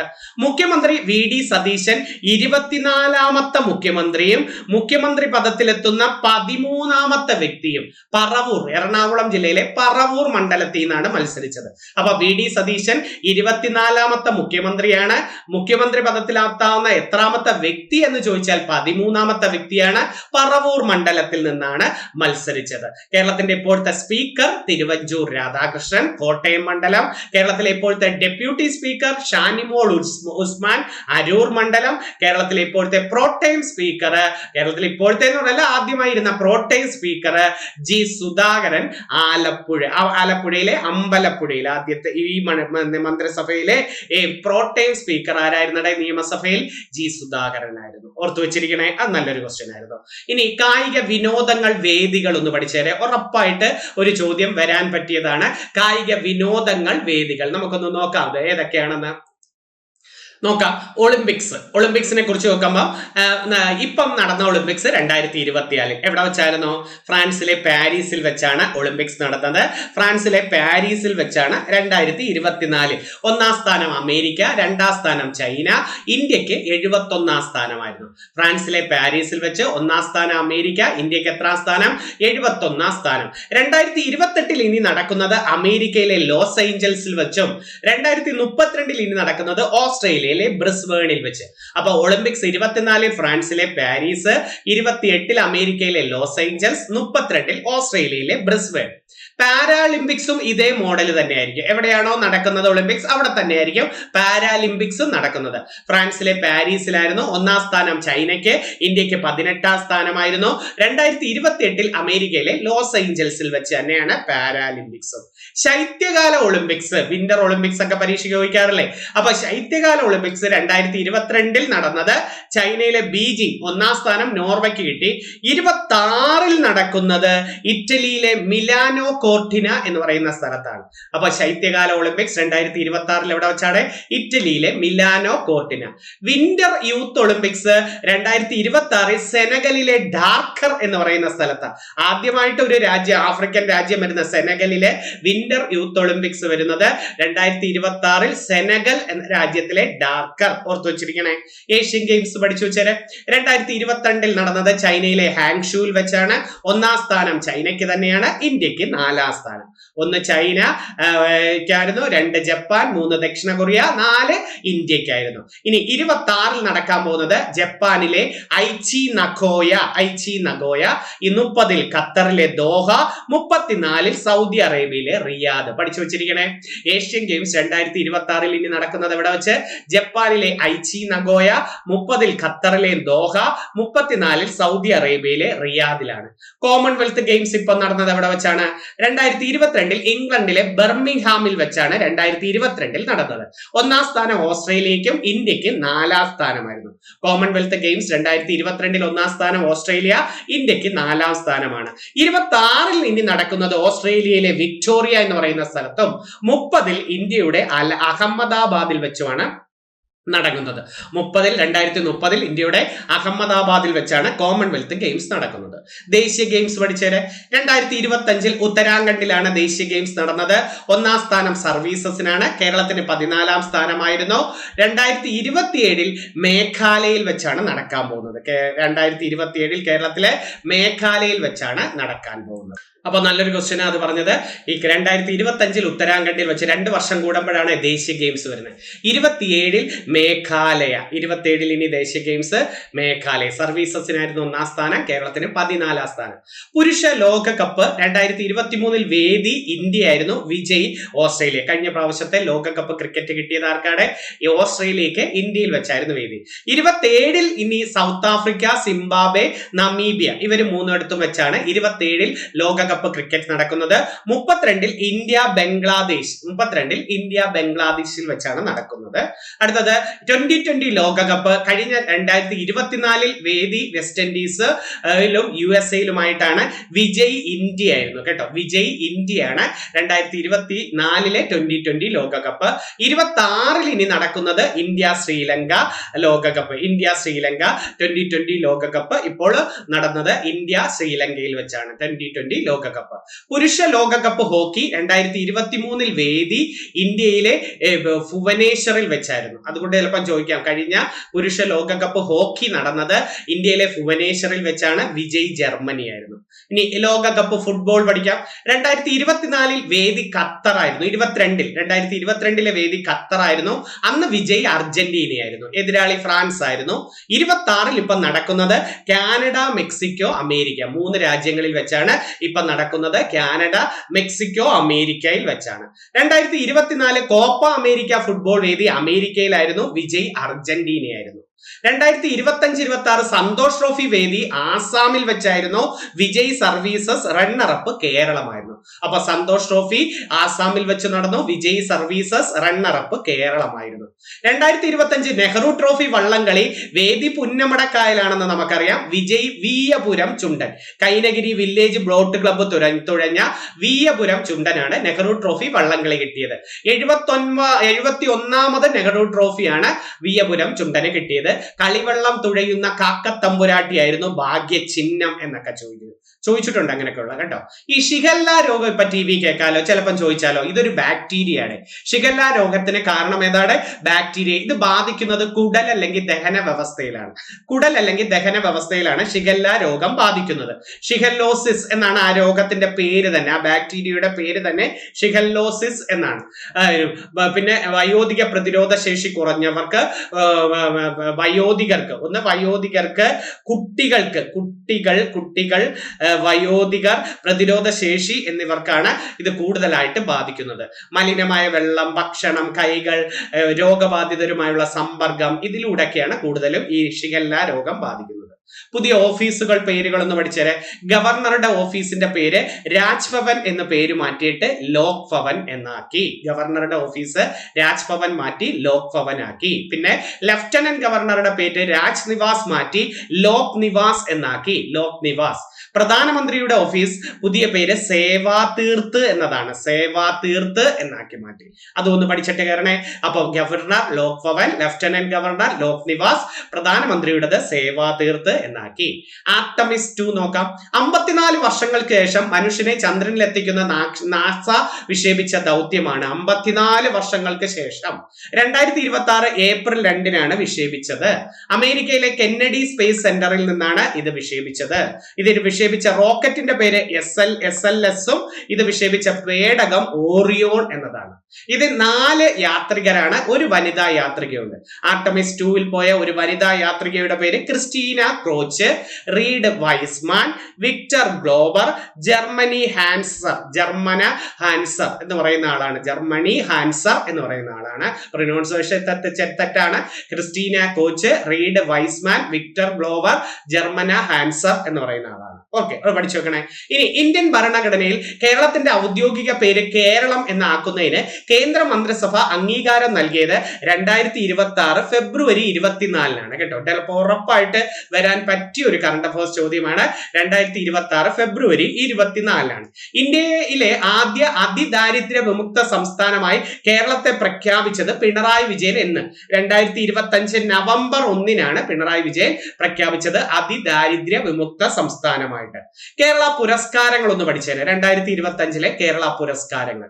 കേരള ജ്യോതി പുരസ്കാരം MR രാഘവ വാര്യർ. വിദ്യാഭ്യാസത്തിന് ഉറപ്പായിട്ട് വരാൻ പറ്റിയ ക്വസ്റ്റ്യൻ. ഈ വർഷത്തെ കേരള ജ്യോതി പുരസ്കാരം കിട്ടിയത് കിട്ടിയത് MR രാഘവ വാര്യർ വിദ്യാഭ്യാസത്തിന്. കേരള പ്രഭ പുരസ്കാരം 2 പേർക്ക്, കൃഷിയിൽ PV അനീഷിനും കലയിലെ രാജശ്രീ വാര്യർക്കുമാണ്. കേരള പ്രഭ പുരസ്കാരം കൃഷിയിൽ PV അനീഷ്, കലയിലെ രാജശ്രീ വാര്യർക്കാണ്. കേരള ശ്രീ പുരസ്കാരം ശശികുമാർ, മാധ്യമ പ്രവർത്തകനായ ശശികുമാർ. ഷഹൽ ഹസൻ മുസലിയാർ, വിദ്യാഭ്യാസവുമായി ബന്ധപ്പെട്ട് ഷഹൽ ഹസൻ മുസലിയാർ. സംരംഭകൻ MK വിമൽ ഗോവിന്ദ് എന്ന് പറയുന്ന സംരംഭകന് കിട്ടി. Jilu Mol Mariyat Thomas, social media influencer ആയ ജിലു മോൾ മാരിയറ്റ് തോമസിന് കിട്ടി. അഭിലാഷ് ടോമി നാവികൻ. ഇത്രയും പേർക്കാണ് ഈ പ്രാവശ്യത്തെ കേരള ശ്രീ പുരസ്കാരം കിട്ടിയത്. പഠിച്ചു പോണേ. അടുത്തത് ഇതും കൂടെ ഒന്ന് പഠിച്ചേരെ. ഉച്ചകോടികൾ ഉറപ്പായിട്ട് വരാം. ഉച്ചകോടികൾ 2026 G20 ഉച്ചകോടി അമേരിക്കയുടെ മിയാമിയിൽ വെച്ചാണ് G20 ഉച്ചകോടി. G20 കഴിഞ്ഞ വർഷം 20 നടന്നത് ദക്ഷിണാഫ്രിക്കയിലെ ജോഹന്നാസ്ബർഗിൽ വെച്ചാണ്. G20 ഉച്ചകോടി അമേരിക്കയിലെ മിയാമി. G20 25 നടന്നത് ദക്ഷിണാഫ്രിക്കയിലെ ജോഹന്നാസ്ബർഗ്. G7 നോക്ക്, 2026 G7 ഇപ്പൊ നടക്കാൻ പോകുന്നത് ഫ്രാൻസ്. 25 G7 കാനഡയിൽ വെച്ചായിരുന്നു. 2026 നാറ്റോ ഉച്ചകോടി തുർക്കിയിലെ അങ്കാറ എന്ന് പറയുന്ന സ്ഥലത്താണ് നാറ്റോ ഉച്ചകോടി നടക്കുന്നത്. 2026 ബ്രിക്സ് ഉച്ചകോടി നമ്മുടെ ഇന്ത്യയുടെ ന്യൂഡൽഹിയിൽ വെച്ച് 18ാമത് ബ്രിക്സ് ഉച്ചകോടി ഇന്ത്യയുടെ ന്യൂഡൽഹിയിൽ വെച്ചും. 25 നടന്നത് ബ്രസീലിലെ റിയോ ഡി ജനീറോയിൽ വെച്ചാണ് ബ്രിക്സ് ഉച്ചകോടി നടന്നത്. 2026 കാലാവസ്ഥ ഉച്ചകോടി COP31 എന്നൊക്കെ ചോദിക്കാം. കാലാവസ്ഥ ഉച്ചകോടിക്ക് വരാം. COP31 അത് തുർക്കിയിലെ അന്റാലിയ. Very very important. ഇതായിരിക്കും വരാൻ സാധ്യതയുള്ള ക്വസ്റ്റ്യൻ. ഈ വർഷത്തെ കാലാവസ്ഥ ഉച്ചകോടി തുർക്കിയിലെ അന്റാലിയ. 25 കാലാവസ്ഥ ഉച്ചകോടി ബ്രസീലിലെ ബെലേം എന്ന് പറയുന്ന സ്ഥലത്താണ്. പഠിച്ചു വെച്ചിരിക്കുക. ഇനി പത്മ പുരസ്കാരങ്ങളിലെ മലയാളിയും കൂടെ പഠിച്ചു വെച്ചത്. 2026 ഇന്ത്യയിലെ ഏറ്റവും ഉയർന്ന പുരസ്കാരങ്ങളായ പത്മ വിഭൂഷൺ 5 പേർക്ക് കൊടുത്തത്. ഇന്ത്യയുടെ ഏറ്റവും ഉയർന്നത് ഭാരതരത്ന ആർക്കും കൊടുത്തില്ല. പത്മ വിഭൂഷൺ 5 പേർക്ക് കൊടുത്തു. ആർക്കൊക്കെ നോക്കാം. നമ്മുടെ ധർമ്മേന്ദ്ര സിംഗ് ഡിയോൾ, മരണാനന്തരം മഹാരാഷ്ട്രയിലെ കലയുമായി ബന്ധപ്പെട്ട് ധർമ്മേന്ദ്ര സിംഗ് ഡിയോൾ. പിന്നെ മലയാളിയായ KT തോമസ്, കോട്ടയംകാരനാണ്, പൊതുകാര്യം. N രാജം, കല, ഉത്തർപ്രദേശിലെ N രാജത്തിന് കിട്ടി. P നാരായണൻ, മലയാളിയാണ്, സാഹിത്യവും വിദ്യാഭ്യാസവുമാണ്, കേരളം. VS അച്യുതാനന്ദൻ, മരണാനന്തരമാണ്, പൊതുകാര്യം, മലയാളിയാണ്. അപ്പൊ എത്ര പേർക്ക് കിട്ടി? 5 പേർക്ക്. Dharmendra Singh, KT Thomas, N Rajam, P Narayanan, VS Achuthanandan. ഇനി പത്മഭൂഷൺ 13 പേർക്ക് കിട്ടി. 2 പേര് മലയാളികളാണ്. പത്മഭൂഷൺ 13 പേരിൽ 2 പേർ മലയാളി. ഒന്ന് നമ്മുടെ മമ്മൂട്ടിയും 2 വെള്ളാപ്പള്ളി നടേശനും പത്മഭൂഷൺ കിട്ടി. പത്മശ്രീ പുരസ്കാരം 113 പേർക്ക് കൊടുത്തു. അതിൽ മലയാളികൾ വരുന്നത് കലാമണ്ഡലം വിമല മേനോൻ, മോഹിനിയാട്ട പ്രചാരകയാണ്. കലാമണ്ഡലം വിമല മേനോൻ. കൊല്ലക്കൽ ദേവകിയമ്മ, ജൈവ വൈവിധ്യ സംരക്ഷണ പ്രവർത്തനവുമായി ബന്ധപ്പെട്ട കൊല്ലക്കൽ ദേവകിയമ്മ. A മുത്തുനായകം, ബഹിരാകാശ ഗവേഷണ രംഗവുമായി ബന്ധപ്പെട്ട A മുത്തുനായകം. ഇവർക്ക് 3 പേർക്കുമാണ് എന്ത് കിട്ടിയത്? പത്മശ്രീ പുരസ്കാരം കിട്ടിയത്. ഇത്രയാണ് പ്രധാനമായിട്ടും കറണ്ട് അഫേഴ്സ് ഞാൻ എഴുതിയത്. ഇനിയും കറണ്ട് അഫേഴ്സ് എഴുതിക്കൊണ്ടുവരണം. ഇനി കുറച്ച് സ്കൂളിലെ ഇമ്പോർട്ടന്റ് ടോപ്പിക്കുമായി ബന്ധപ്പെട്ട് നോക്കാം. നദീ താഴ്വരകളെ അടിസ്ഥാനമാക്കി ഹിമാലയത്തെ 4 വിഭാഗങ്ങളായി തരംതിരിച്ചതാര്? നദീ താഴ്വരകളെ അടിസ്ഥാനമാക്കി ഹിമാലയത്തെ 4 വിഭാഗങ്ങളായി തിരിച്ച വ്യക്തിയാണ് സിഡ്നി ബെർണാഡ് എന്ന് പറയുന്ന ആള്. സിഡ്നി ബെർണാഡ് എന്ന് വിളിക്കുന്നത്. ഏതൊക്കെയാണ് നോക്കിയ ആ 4 എണ്ണം? പഞ്ചാബ് ഹിമാലയം, കുമയൂൺ ഹിമാലയം, നേപ്പാൾ ഹിമാലയം, അസാം ഹിമാലയം. പഞ്ചാബ് ഹിമാലയം ഏത് നദികൾക്കിടയിൽ എന്ന് ചോദിച്ചാൽ സിന്ധു സത്ലജിനിടയിലാണ് പഞ്ചാബ് ഹിമാലയം. കുമയൂൺ ഹിമാലയം സത്ലജ് കാളി നദികൾക്കിടയിലാണ് ഹുമയൂൺ ഹിമാലയം. നേപ്പാൾ ഹിമാലയം കാളി ടീസ്റ്റ നദികൾക്കിടയിലാണ് നേപ്പാൾ ഹിമാലയം. അസാം ഹിമാലയം ടീസ്റ്റ ബ്രഹ്മപുത്ര നദികൾക്കിടയിലാണ്. ഇതൊന്ന് പഠിച്ചിട്ട് കയറാവേ. അപ്പം സ്കൂൾ ടെസ്റ്റിൽ ഉള്ളതാണ്. പഞ്ചാബ് ഹിമാലയം, കുമയൂൺ ഹിമാലയം, നേപ്പാൾ ഹിമാലയം, അസാം ഹിമാലയം. നദികൾ തെറ്റരുതേ. പഞ്ചാബ് ഹിമാലയം സിന്ധു സത്ലജ്, കുമയൂൺ ഹിമാലയം സത്ലജ് കാളി, നേപ്പാൾ ഹിമാലയം കാളി ടീസ്റ്റ, അസാം ഹിമാലയം ടീസ്റ്റ ബ്രഹ്മപുത്ര നദികൾ. നദികൾക്കിടയിലാണ്. ഇന്ത്യയിലെ മേജർ തുറമുഖങ്ങളിൽ ചിലപ്പം കിഴക്കൻ തീര തുറമുഖം ഏത്, പടിഞ്ഞാറൻ തീര തുറമുഖം ഏത് എന്നൊരു ചോദ്യം വരാം. അതൊന്ന് പഠിച്ചേരെ.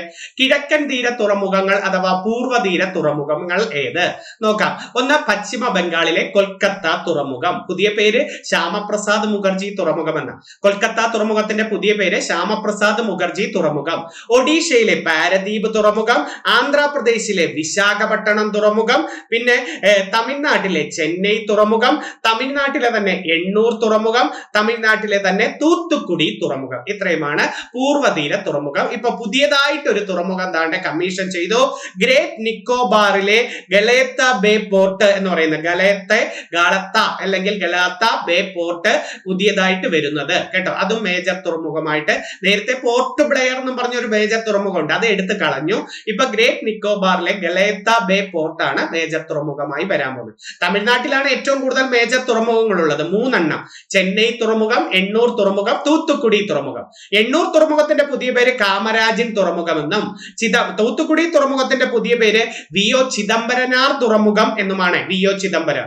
ഇന്ത്യയിലെ പശ്ചിമ തീര അല്ലെങ്കിൽ പടിഞ്ഞാറൻ തീര തുറമുഖങ്ങൾ ഗുജറാത്തിലെ കാണ്ടില തുറമുഖം, മഹാരാഷ്ട്രയിലെ മുംബൈ തുറമുഖം, മഹാരാഷ്ട്രയിൽ തന്നെയുള്ള നാവശേവ അഥവാ ജവഹർലാൽ നെഹ്റു തുറമുഖം. ഇപ്പൊ എന്താ മഹാരാഷ്ട്രയിൽ പുതിയതായിട്ട് ഒരു വാതാബൻ അല്ലെങ്കിൽ വാധാബൻ തുറമുഖം വന്നിട്ടുണ്ട് മേജർ തുറമുഖമായിട്ട്. പിന്നെ ഗോവയിലെ മർമഗോവ തുറമുഖം, കർണാടകയിലെ ന്യൂ മാംഗ്ലൂർ തുറമുഖം, കൊച്ചിയിലെ നമ്മുടെ കേരളത്തിലെ കൊച്ചി തുറമുഖം. ഇത് ഇത്രയും മേജർ തുറമുഖമായിട്ട് അംഗീകരിച്ചിട്ടുണ്ട്. അപ്പം മഹാരാഷ്ട്രയിലെ വാധാബൻ തുറമുഖത്തെയും ഇപ്പൊ അംഗീകരിക്കാൻ പോകുന്നു. അതുപോലെ ഇപ്പൊ ഗ്രേറ്റ് നിക്കോബാറിലെ ഗലാത്ത ബേ പോർട്ടിനെയും അംഗീകരിക്കുന്നുണ്ട്. അപ്പൊ ഗുജറാത്തിലെ കാണ്ടില, മഹാരാഷ്ട്രയിലെ മുംബൈ തുറമുഖത്തിന്റെ തിരക്കൊഴിവാക്കാൻ വന്ന തുറമുഖമാണ് നേവശേവ അഥവാ ജവഹർലാൽ നെഹ്റു തുറമുഖം എന്ന് പറയുന്നത്. ഓർത്തു വെച്ചിരിക്കണേ. ഇന്ത്യയിലെ ഏറ്റവും വലിയ തുറമുഖം ഏത് എന്ന് ചോദിച്ചാൽ മുംബൈ തുറമുഖമാണ്. ഏറ്റവും വലിയ തുറമുഖം, ഇന്ത്യയുടെ പരുത്തി തുറമുഖം എന്നൊക്കെ വിളിക്കുന്നത് മുംബൈ തുറമുഖമാണ്. ഇന്ത്യയിലെ ഏറ്റവും ആഴം കൂടിയ തുറമുഖം എന്ന് എടുത്തു ചോദിച്ചാൽ വിശാഖപട്ടണം തുറമുഖം. വിഴിഞ്ഞം തുറമുഖം ഏറ്റവും ആഴം കൂടിയതാണ്, പക്ഷെ അത് മേജർ തുറമുഖമല്ല. അതുകൊണ്ട് ഇന്ത്യയുടെ ഏറ്റവും ആഴം കൂടിയ തുറമുഖം നിങ്ങൾക്ക് ചോദിച്ചാൽ ഏതാ, നമ്മുടെ വിഴിഞ്ഞമാണ്. ഇന്ത്യയിലെ മേജർ തുറമുഖങ്ങളിൽ ഏറ്റവും ആഴം കൂടിയ തുറമുഖം വിശാഖപട്ടണം. ഇന്ത്യയിലെ ഏക നദീജന്യ തുറമുഖം ഏതാ, കൊൽക്കത്ത തുറമുഖം, ഹാൽഡിയ തുറമുഖം എന്നൊക്കെ പറയാം. കൊൽക്കത്ത തുറമുഖത്തിന്റെ തിരക്കൊഴിവാക്കാൻ വേണ്ടി വന്ന തുറമുഖമാണ് ഹാൽഡിയ തുറമുഖം. ഇന്ത്യയിലെ ഏക നദീജന്യ മേജർ തുറമുഖം കൊൽക്കത്ത തുറമുഖം. ഇന്ത്യയിലെ ഏറ്റവും വലിയ വേലിയേറ്റ തുറമുഖം കാണ്ടില തുറമുഖമാണ്. ഗുജറാത്തിലെ കാണ്ടില തുറമുഖം. ഇന്ത്യ വിഭജനത്തിന്റെ സന്തതി എന്നൊക്കെ വിളിക്കുന്നത് കാണ്ടില തുറമുഖത്തെ. ഇന്ത്യ വിഭജനത്തിന്റെ സന്തതി എന്നും ഇന്ത്യയിലെ ഏറ്റവും വേലിയേറ്റ തുറമുഖം എന്നും സ്വതന്ത്ര വ്യാപാര മേഖല എന്നൊക്കെ അറിയപ്പെടുന്നത് കാണ്ടില തുറമുഖത്തിന്. ഇന്ത്യയുടെ ഏറ്റവും തെക്കേറ്റത്തെ തുറമുഖം തൂത്തുക്കുടി തുറമുഖം, പടിഞ്ഞാറേറ്റത്തെ തുറമുഖം ഗുജറാത്തിലെ കാണ്ടില തുറമുഖം, ഇന്ത്യയുടെ കിഴക്കേറ്റത്തെ തുറമുഖം പാരദീപ് തുറമുഖം ഒഡീഷയിലാണ്. അപ്പൊ തെക്കേറ്റത്ത് തൂത്തുക്കുടി തുറമുഖം, പടിഞ്ഞാറേറ്റത്ത് കാണ്ടില തുറമുഖം, കിഴക്കേറ്റത്ത് പാരദീപ് തുറമുഖം ഒഡീഷയിലാണ്. ഓർത്തു വെച്ചിരിക്കണേ. ഇനി ഇതാ ഒരു സയൻസിലെ സ്കൂൾ ടെസ്റ്റിൽ ഒരു വേർഡ് കണ്ടോ, യൂണിറ്റ് സമയത്തിൽ ഒരു വസ്തുവിന്റെ സ്ഥാനാന്തരത്തെ വിളിക്കുന്നതാണ് പ്രവേഗം. അപ്പൊ പ്രവേഗം എന്ന് വിളിച്ചാൽ ഇതൊക്കെയാണ് LGSന് ചോദിക്കുന്ന കൊച്ചു ചോദ്യങ്ങൾ. യൂണിറ്റ് സമയത്തിൽ ഒരു വസ്തുവിന്റെ സ്ഥാനാന്തരത്തെ പ്രവേഗം. ആദ്യ സ്ഥാനത്ത് നിന്ന് അന്ത്യസ്ഥാനത്തേക്കുള്ള നേർരേഖാ ദൂരത്തെ സ്ഥാനാന്തരം എന്ന് വിളിക്കുന്നു. കണ്ടോ സ്ഥാനാന്തരത്തിന്റെ ഡെഫിനിഷൻ കണ്ടോ, ആദ്യ സ്ഥാനത്ത് നിന്ന് അന്ത്യസ്ഥാനത്തേക്കുള്ള നേർരേഖാ ദൂരത്തെ സ്ഥാനാന്തരം എന്ന് വിളിക്കുന്നു. ഏത് ദിശയിലേക്കും ഒരു വസ്തുവിന്റെ സ്ഥാനമാറ്റത്തിന്റെ നിരക്കിനെ വേഗത എന്ന് വിളിക്കുന്നു. കണ്ടോ ഇതൊക്കെ കാണുമ്പോൾ നമ്മൾ വേറെ ഏതെങ്കിലും ചിന്തിച്ചു, ഏത് ദിശയിലേക്കും ഒരു വസ്തുവിന്റെ സ്ഥാനമാറ്റത്തിന്റെ നിരക്കിനെ എന്ത് വിളിക്കുന്നു, വേഗത. ഒരു വസ്തുവിന്റെ പ്രവേഗത്തിൽ ഉണ്ടാവുന്ന മാറ്റത്തിന്റെ നിരക്കിനെ ത്വരണം എന്ന് വിളിക്കുന്നു. പ്രവേഗത്തിന്റെ ഉണ്ടാവുന്ന മാറ്റത്തിന്റെ നിരക്കാണ് ത്വരണം. നെഗറ്റീവ് ത്വരണത്തെ പറയുന്നത് റിട്ടർഡേഷൻ എന്നും. ഒരു നിശ്ചിത സമയ ഇടവേളകളിൽ ഒരു കണികയുടെ സ്ഥാനാന്തരം പോസിറ്റീവ്, നെഗറ്റീവ് അല്ലെങ്കിൽ 0 ആയിരിക്കും. ഒരു നിശ്ചിത സമയം ഇടവേളയിൽ ഒരു കണികയുടെ സ്ഥാനാന്തരം പോസിറ്റീവ്, നെഗറ്റീവ് അല്ലെങ്കിൽ 0 ആയിരിക്കും. അത് നല്ലൊരു ക്വസ്റ്റ്യൻ. ഇനി ഇന്ത്യയിലെ കുറച്ച് സ്വാതന്ത്ര്യ സ്വാതന്ത്ര്യസമര സേന സംഘടനകൾ സ്ഥാപകർ. നമ്മുടെ 10ാം ക്ലാസ് സ്കൂൾ ടെസ്റ്റ് കിടക്കുന്നതാണ്, ഒന്ന് പഠിച്ചിട്ട് പോണേ. ഗദ്ദാർ പാർട്ടി ആരാ? ലാലാ ഹർദയാൽ. അമേരിക്കയിലെ സാൻ ഫ്രാൻസിസ്കോയിലാണ് ഇത് രൂപീകരിക്കുന്നത്. അതുകൊണ്ടാണ് ഗദ്ദാർ പാർട്ടി രൂപീകരിച്ചത് ലാലാ ഹർദയാൽ അമേരിക്കയിൽ. യുഗാന്തർ പാർട്ടി രൂപീകരിച്ചത് ആര്? ബംഗാളിലെ റാഷ് ബിഹാരി ബോസും ബുദ്ധിറാം ബോസുമാണ്. യുഗാന്തർ പാർട്ടിയുടെ സ്ഥാപകൻ റാഷ് ബിഹാരി ബോസ്, ബുദ്ധിറാം ബോസ്. ഭാരതമാതാ അസോസിയേഷൻ 3 പേർ ചേർന്ന് നീലകണ്ഠ ബ്രഹ്മചാരി, വാഞ്ചി അയ്യർ, അജിത് സിംഗ്. മദ്രാസിലാണ് ഭാരതമാതാ അസോസിയേഷൻ വരുന്നത്. അപ്പൊ ഗദ്ദാർ പാർട്ടി ലാലാ ഹർദയാൽ, യുഗാന്തർ പാർട്ടി റാഷ് ബിഹാരി ബോസും ബുദ്ധിറാം ബോസും, ഭാരതമാതാ അസോസിയേഷൻ വരുന്നത് നീലകണ്ഠ ബ്രഹ്മചാരി, വാഞ്ചി അയ്യർ, അജിത് സിംഗ്. മദ്രാസിലായിരുന്നു. അടുത്ത ഓക്കെ. അനുശീലൻ സമിതി 3 പേർ ചേർന്ന് സച്ചീന്ദ്രനാഥ സന്യാൽ, അരവിന്ദ ഘോഷ്, ബരീന്ദ്രകുമാർ ഘോഷ്. സച്ചീന്ദ്രനാഥ സന്യാൽ, അരവിന്ദ ഘോഷ്, ബരീന്ദ്രനാഥ ഘോഷ്. ബംഗാളിൽ. ഹോം റൂൾ ലീഗ് 2 പേരാണ്. ആനി ബസന്റ് അടയാറിലും ബാലഗംഗാധര തിലകൻ പൂനെയിലും. അപ്പൊ ഹോം റൂൾ ലീഗ് ഒക്കെ നമുക്ക് അറിയാവുന്നത്. ഹോം റൂൾ ലീഗ് രൂപീകരിച്ചത് ആനി ബസന്റ് അടയാറിലും ബാലഗംഗാധര തിലകൻ പൂനെയിൽ. സ്വദേശി ബാന്ധവ് സമിതി അശ്വനി കുമാർ ദത്ത്. പഠിച്ചു വെച്ചിരിക്കുക. സ്വദേശി ബാന്ധവ് സമിതി അശ്വനി കുമാർ ദത്ത്. ബംഗാൾ കെമിക്കൽ സ്റ്റോർ ആചാര്യ PC റോയി. കേട്ടോ, നമ്മുടെ ബംഗാൾ വിഭജനവുമായി ബന്ധപ്പെട്ട് സ്വദേശി പ്രസ്ഥാനമൊക്കെ വന്നില്ലായിരുന്നു അവിടെ. അതിനെ തുടർന്ന് വന്ന 3 സ്ഥാപനങ്ങളാണ് ബംഗാൾ കെമിക്കൽ സ്റ്റോർ ആചാര്യ PC റോയി, സ്വദേശി സ്റ്റോർ എന്ന് പറഞ്ഞ Rabindranath Tagore, Swadeshi steam navigation company എന്ന് പറഞ്ഞ VO Chidambarapillai, steel factory Jamshedji Tata. ഇത് ഇത്രയാണ് അന്നേരം ഈ സ്വദേശി പ്രസ്ഥാനത്തിലൂടെ വരുന്നത്. ഏതൊക്കെയാ? Bengal chemical store PC Roy, Swadeshi store Rabindranath Tagore, Swadeshi steam navigation company VO Chidambarapillai, steel factory Jamshedji Tata. Indian association Surendranath ബാനർജിയാണ്. കറക്റ്റ് വരേണ്ടത് ആനന്ദ മോഹൻ ബോസും കൂടെ ഉണ്ട്. ഓക്കെ, അതൊന്ന്. ആനന്ദ മോഹൻ ബോസ് എവിടെയാണെന്ന് ചോദിച്ചാൽ കൊൽക്കത്തയിലാണ്. എവിടെയാണെന്ന് ചോദിച്ചാൽ അത് പറയേണ്ടത് കൊൽക്കത്തയിലാണ്. അപ്പൊ സുരേന്ദ്രനാഥ ബാനർജി ഇന്ത്യൻ അസോസിയേഷൻ രൂപീകരിച്ചു അല്ലെ. ഈസ്റ്റ് ഇന്ത്യ അസോസിയേഷൻ ദാദാഭായ് നവറോജിയാണ്. ഈസ്റ്റ് ഇന്ത്യ അസോസിയേഷൻ ആരാണ്? ദാദാഭായ് നവറോജിയാണ്. അടുത്ത നോക്കിയേ. East India association Dadabhai Naoroji ലണ്ടനിലാണ്. സ്കൂൾ ടെസ്റ്റ് കിടപ്പുണ്ട്. ഇന്ത്യൻ ലീഗ് സ്ഥാപിച്ചത് ശിശിർ കുമാർ ഘോഷ് കൊൽക്കത്ത. ഇന്ത്യൻ ലീഗ് എന്ന സംഘടന ശിശിർ കുമാർ ഘോഷ് കൊൽക്കത്ത. മദ്രാസ് മഹാജന സഭ സ്ഥാപിച്ചത് വീരരാഘവാചാര്യ, സുബ്രഹ്മണ്യ അയ്യർ, ആനന്ദ ചാർലോ. മദ്രാസ് മഹാജന സഭ സ്ഥാപിച്ചത് വീരരാഘവാചാരി, സുബ്രഹ്മണ്യ അയ്യർ, ആനന്ദ ചാർലോ. പ്രാർത്ഥനാ സമാജം സ്ഥാപിച്ചത്, ഇനി നമ്മുടെ സാധാ സംഘടനയാണ്. ഒരു വട്ടം ഒന്ന് ഓർത്തേരെ, LGS ചോദിക്കാം. പ്രാർത്ഥനാ സമാജം ആത്മാറാം പാണ്ഡുരംഗ് 1867. ആര്യ സമാജം സ്വാമി ദയാനന്ദ സരസ്വതി 1875. ശുദ്ധി പ്രസ്ഥാനം സ്വാമി ദയാനന്ദ സരസ്വതി 1875. അപ്പൊ ആര്യ സമാജവും ശുദ്ധി പ്രസ്ഥാനം ആരുടെയാണ്? സ്വാമി ദയാനന്ദ സരസ്വതിയുടെ. അലിഗഡ് പ്രസ്ഥാനം സർ സയ്യദ് അഹമ്മദ് ഖാൻ 1875.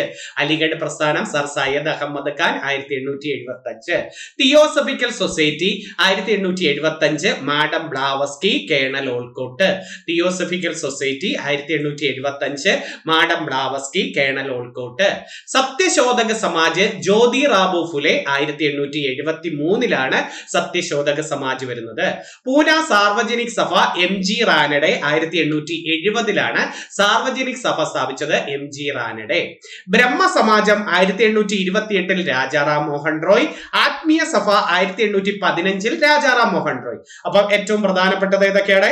ഏറ്റവും പ്രധാനപ്പെട്ടത് പ്രാർത്ഥനാ സമാജം ആത്മാറാം പാണ്ഡുരംഗ്, ആര്യ സമാജവും ശുദ്ധി പ്രസ്ഥാനവും സ്വാമി ദയാനന്ദ സരസ്വതി, അലിഗഡ് പ്രസ്ഥാനം 1875 Syed Ahmed Khan, theosophical society 1875 madam ബ്ലാവസ്കിയും കേണൽ ഓൾക്കോട്ടും. ഇന്ത്യയുടെ പ്രവർത്തക ആനി ബസന്റ് ആണ് തിയോസഫിക്കൽ സൊസൈറ്റിക്ക്. സത്യശോധക സമാജ് ജ്യോതിറാവു ഫുലെ. പൂന സാർവജനിക് സഭ MG റാനഡെ. ബ്രഹ്മസമാജം രാജാറാം മോഹൻ റോയ്. ആത്മീയ സഭ രാജാറാം മോഹൻ റോയ്. പിന്നെ ഒരെണ്ണമുണ്ട്, നമ്മുടെ രാമകൃഷ്ണ മിഷൻ ആരുടെ എന്ന് ചോദിച്ചിട്ടുണ്ട്. രാമകൃഷ്ണ മിഷൻ ആരുടെ? രാമകൃഷ്ണ മിഷൻ സ്വാമി വിവേകാനന്ദന്റെയാണ്. സ്വാമി വിവേകാനന്ദന്റെ 1897 രൂപീകരിച്ച സംഘടനയാണ് ആരുടെയാണ്? രാമകൃഷ്ണ മിഷൻ സ്വാമി വിവേകാനന്ദന്റെയാണ്.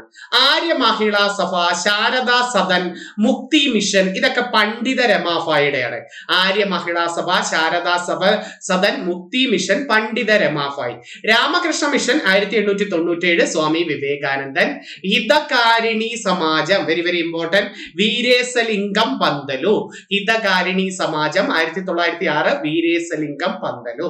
സ്വാഭിമാന പ്രസ്ഥാനം 1925 EV രാമസ്വാമി നായകർ. ഇതായിരിക്കും വരുന്നത്, ഉറപ്പ് പഠിച്ചു വെച്ചിരിക്കുക. സ്വാഭിമാന പ്രസ്ഥാനം ഏത് വർഷമാ? 1925 EV Ramaswamy Naicker. Young Bengal movement Derozio, Henry Vivian Derozio young Bengal movement. Khudai Khidmatgar പ്രസ്ഥാനം നമ്മുടെ അതിർത്തി ഗാന്ധി എന്ന് വിളിക്കുന്ന ഖാൻ അബ്ദുൽ ഗാഫർ ഖാന്റെയാണ് കുത്തായി കിത്മക്കർ പ്രസ്ഥാനം. സെർവൻസ് ഓഫ് ഗോഡ് എന്നൊരു പേരുകൂടിയുണ്ട്. അഭിനവ ഭാരത് മിത്രമേളയ്ക്ക് VD സവർക്കർ ആണ്. 1904 VD സവർക്കർ ആണ് അഭിനവ ഭാരത് മിത്രമേള. സംഘടനകളൊന്ന് പഠിച്ചു വേണം. ഇനി കൃതികളുണ്ട് 10ാം ക്ലാസ്സിൽ കുറച്ച് കൃതികൾ. പാഞ്ചാലി ശബദം, കിളിപ്പാട്ട്, കണ്ണൻ പാട്ട്, ഇതൊക്കെ സുബ്രഹ്മണ്യ ഭാരതി, ഗോദാൻ, പ്രേംചന്ദ്, ഗോദാനിന്റെ നമ്മളെ രംഗഭൂമി, ഗോദാൻ, പ്രേമാശ്രമം ഇതൊക്കെ പ്രേംചന്ദിന്റെ അങ്ങനെ കുറച്ച് കൃതികൾ. അത് അടുത്ത ക്ലാസ്സിൽ അത് ഞാൻ എഴുതിക്കൊണ്ടുവരാം. ഇനി നോക്കെ 10ാം ക്ലാസ് സ്കൂൾ ടെസ്റ്റ് കിടക്കുന്നതാണ്. സൂര്യനും ഭൂമിയും തമ്മിൽ അകലം ഏറ്റവും അടുത്ത് വരുന്നത് സൗര സമീപകം. കണ്ടോ മലയാളം കണ്ടോ? സൗര സമീപകം പെരിഹീലിയൻ. ആ ദിനത്തെ ജനുവരി 3 എന്ന് വിളിക്കുന്നു. സൂര്യനും ഭൂമിയും തമ്മിൽ അകലം ഏറ്റവും അടുത്ത് വരുന്ന സൗര സമീപകം പെരിഹീലിയൻ ജനുവരി 3. സൂര്യനും ഭൂമിയും തമ്മിൽ അകലം ഏറ്റവും കൂടുതലായിരിക്കുന്നതിനെ സൂര്യോച്ചം എന്നാണ് വിളിക്കുന്നത്. അപ്ഹീലിയൻ അത് സൂര്യോച്ച ദിനം ജൂലൈ 4. അപ്പം പെരിഹീലിയൻ ജനുവരി 3, അപ്ഹീലിയൻ ജൂലൈ 4. മലയാളം തെറ്റരുതേ. സൗര സമീപക ദിനം ജനുവരി 3, സൂര്യോച്ച ദിനം ജൂലൈ 4. പരിക്രമണ വേളയിൽ ഭൂമധ്യരേഖയിൽ സൂര്യലക്ഷ്മികൾ ലംബമായി പതിക്കുന്ന ദിവസങ്ങളെ വിഷുവങ്ങൾ എന്ന് വിളിക്കുന്നു. സമരാത്ര ദിനങ്ങൾ. നമുക്ക് 2 വിഷുവങ്ങളുണ്ട്, പഠിച്ചു വെച്ചേരെ. 2 വിഷുവങ്ങൾ, വസന്ത വിഷുവവും ശരത് വിഷുവവും. വസന്ത വിഷുവം മാർച്ച് 21, ശരത് വിഷുവം സെപ്റ്റംബർ 23. വസന്ത വിഷുവം മാർച്ച് 21, ശരത് വിഷുവം സെപ്റ്റംബർ 23. ഭൂമിക്ക് ഏറ്റവും കൂടുതൽ ഭ്രമണ വേഗത ഭൂമധ്യരേഖാ പ്രദേശത്തും ഭൂമിക്ക് ഏറ്റവും കുറവ് ഭ്രമണ വേഗത ധ്രുവ പ്രദേശങ്ങളിലുമാണ്. അപ്പൊ ഭ്രമണ വേഗത കൂടുതൽ ഭൂമധ്യരേഖാ പ്രദേശത്ത്, ഭ്രമണ കുറവ് ധ്രുവ പ്രദേശങ്ങളിലുമാണ്. ഗ്രഹങ്ങളുടെ ഭ്രമണ ദിശ കിഴക്ക് നിന്ന് പടിഞ്ഞാറോട്ട് വരുന്ന 2 ഗ്രഹങ്ങളുണ്ട്. കിഴക്ക് നിന്ന് പടിഞ്ഞാറോട്ട് ശുക്രനും യുറാനസും ആണ്. ബാക്കി എല്ലാ ഗ്രഹങ്ങളുടെയും ഭ്രമണ ദിശ പടിഞ്ഞാറ് നിന്ന് കിഴക്കോട്ടാണ്. പക്ഷെ ഭ്രമണ ദിശ കിഴക്ക് നിന്ന് പടിഞ്ഞാറോട്ട് വരുന്നത് ശുക്രനും യുറാനസുമാണ്. പഠിച്ചു വെച്ചിരിക്കണേ അത്.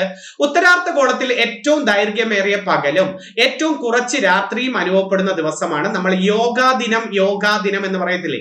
ഉത്തരാർദ്ധഗോളത്തിൽ ഏറ്റവും കൂടിയ പകലും കുറച്ച് രാത്രിയും വരുന്ന ദിവസം യോഗാ ദിനം. അതാണ് ജൂൺ 1 ഗ്രീഷ്മ അയനാന്ത ദിനം എന്ന് വിളിക്കുന്നു. ജൂൺ 21, ജൂൺ 1 ജൂൺ 21 ഗ്രീഷ്മ അയനാന്ത ദിനം.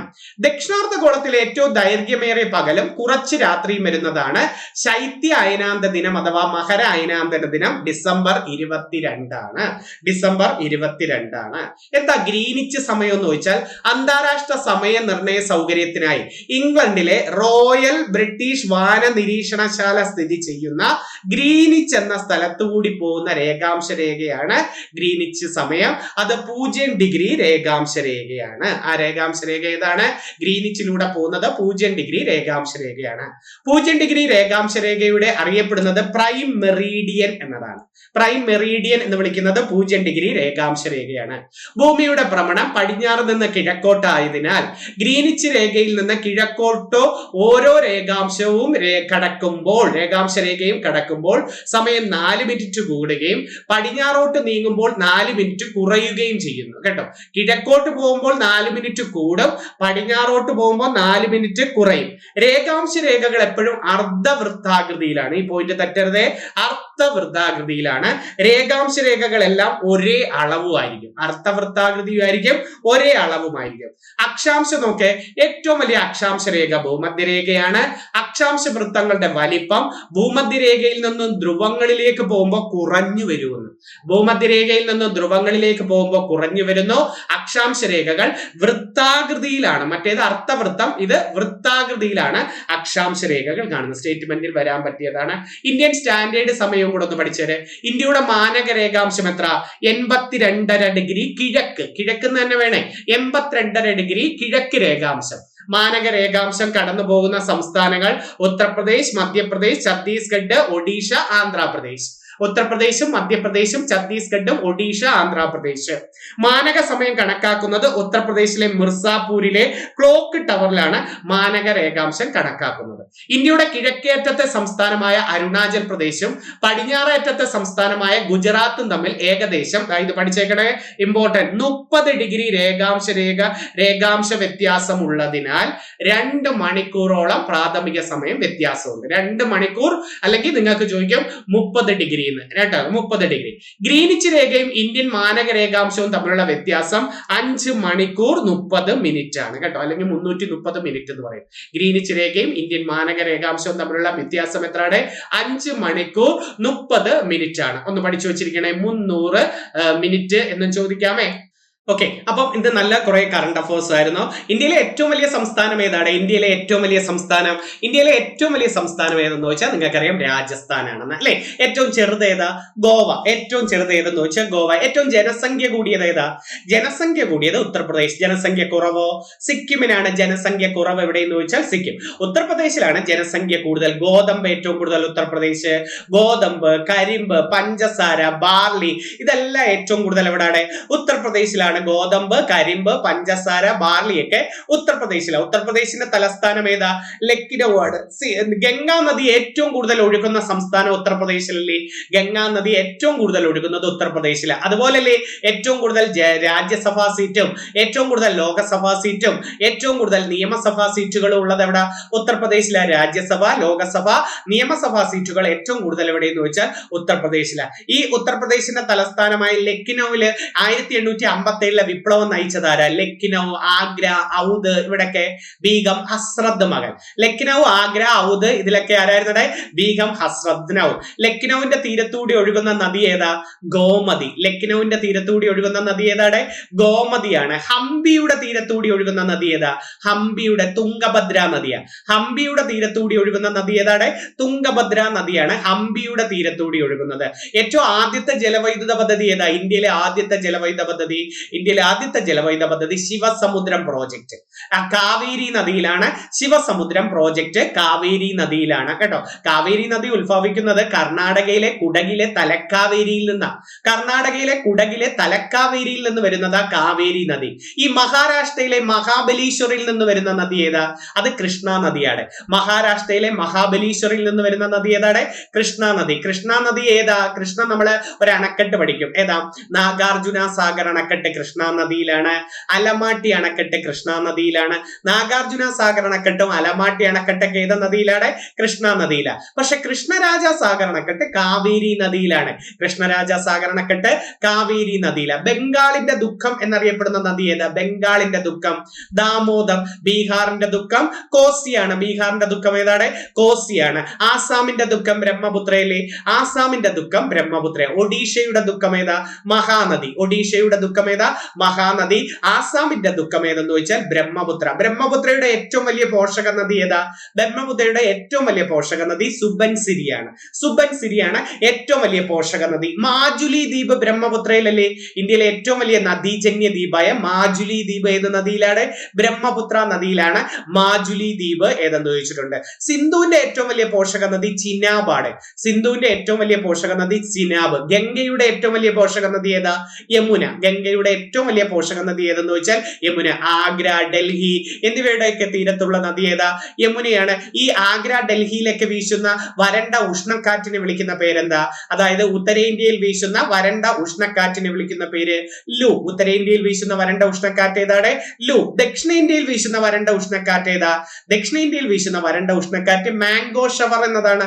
ഉത്തരേന്ത്യയിൽ വീശുന്ന വരണ്ട ഉഷ്ണക്കാറ്റ് ലു. ദക്ഷിണേന്ത്യയിൽ വീശുന്ന വരണ്ട ഉഷ്ണക്കാറ്റ് ഏതാണ്? Mango shower. കർണാടകയിൽ കർണാടകയിലെ കാപ്പിത്തോട്ടങ്ങൾക്ക് ആവശ്യമായ കാറ്റ് ഏതാ?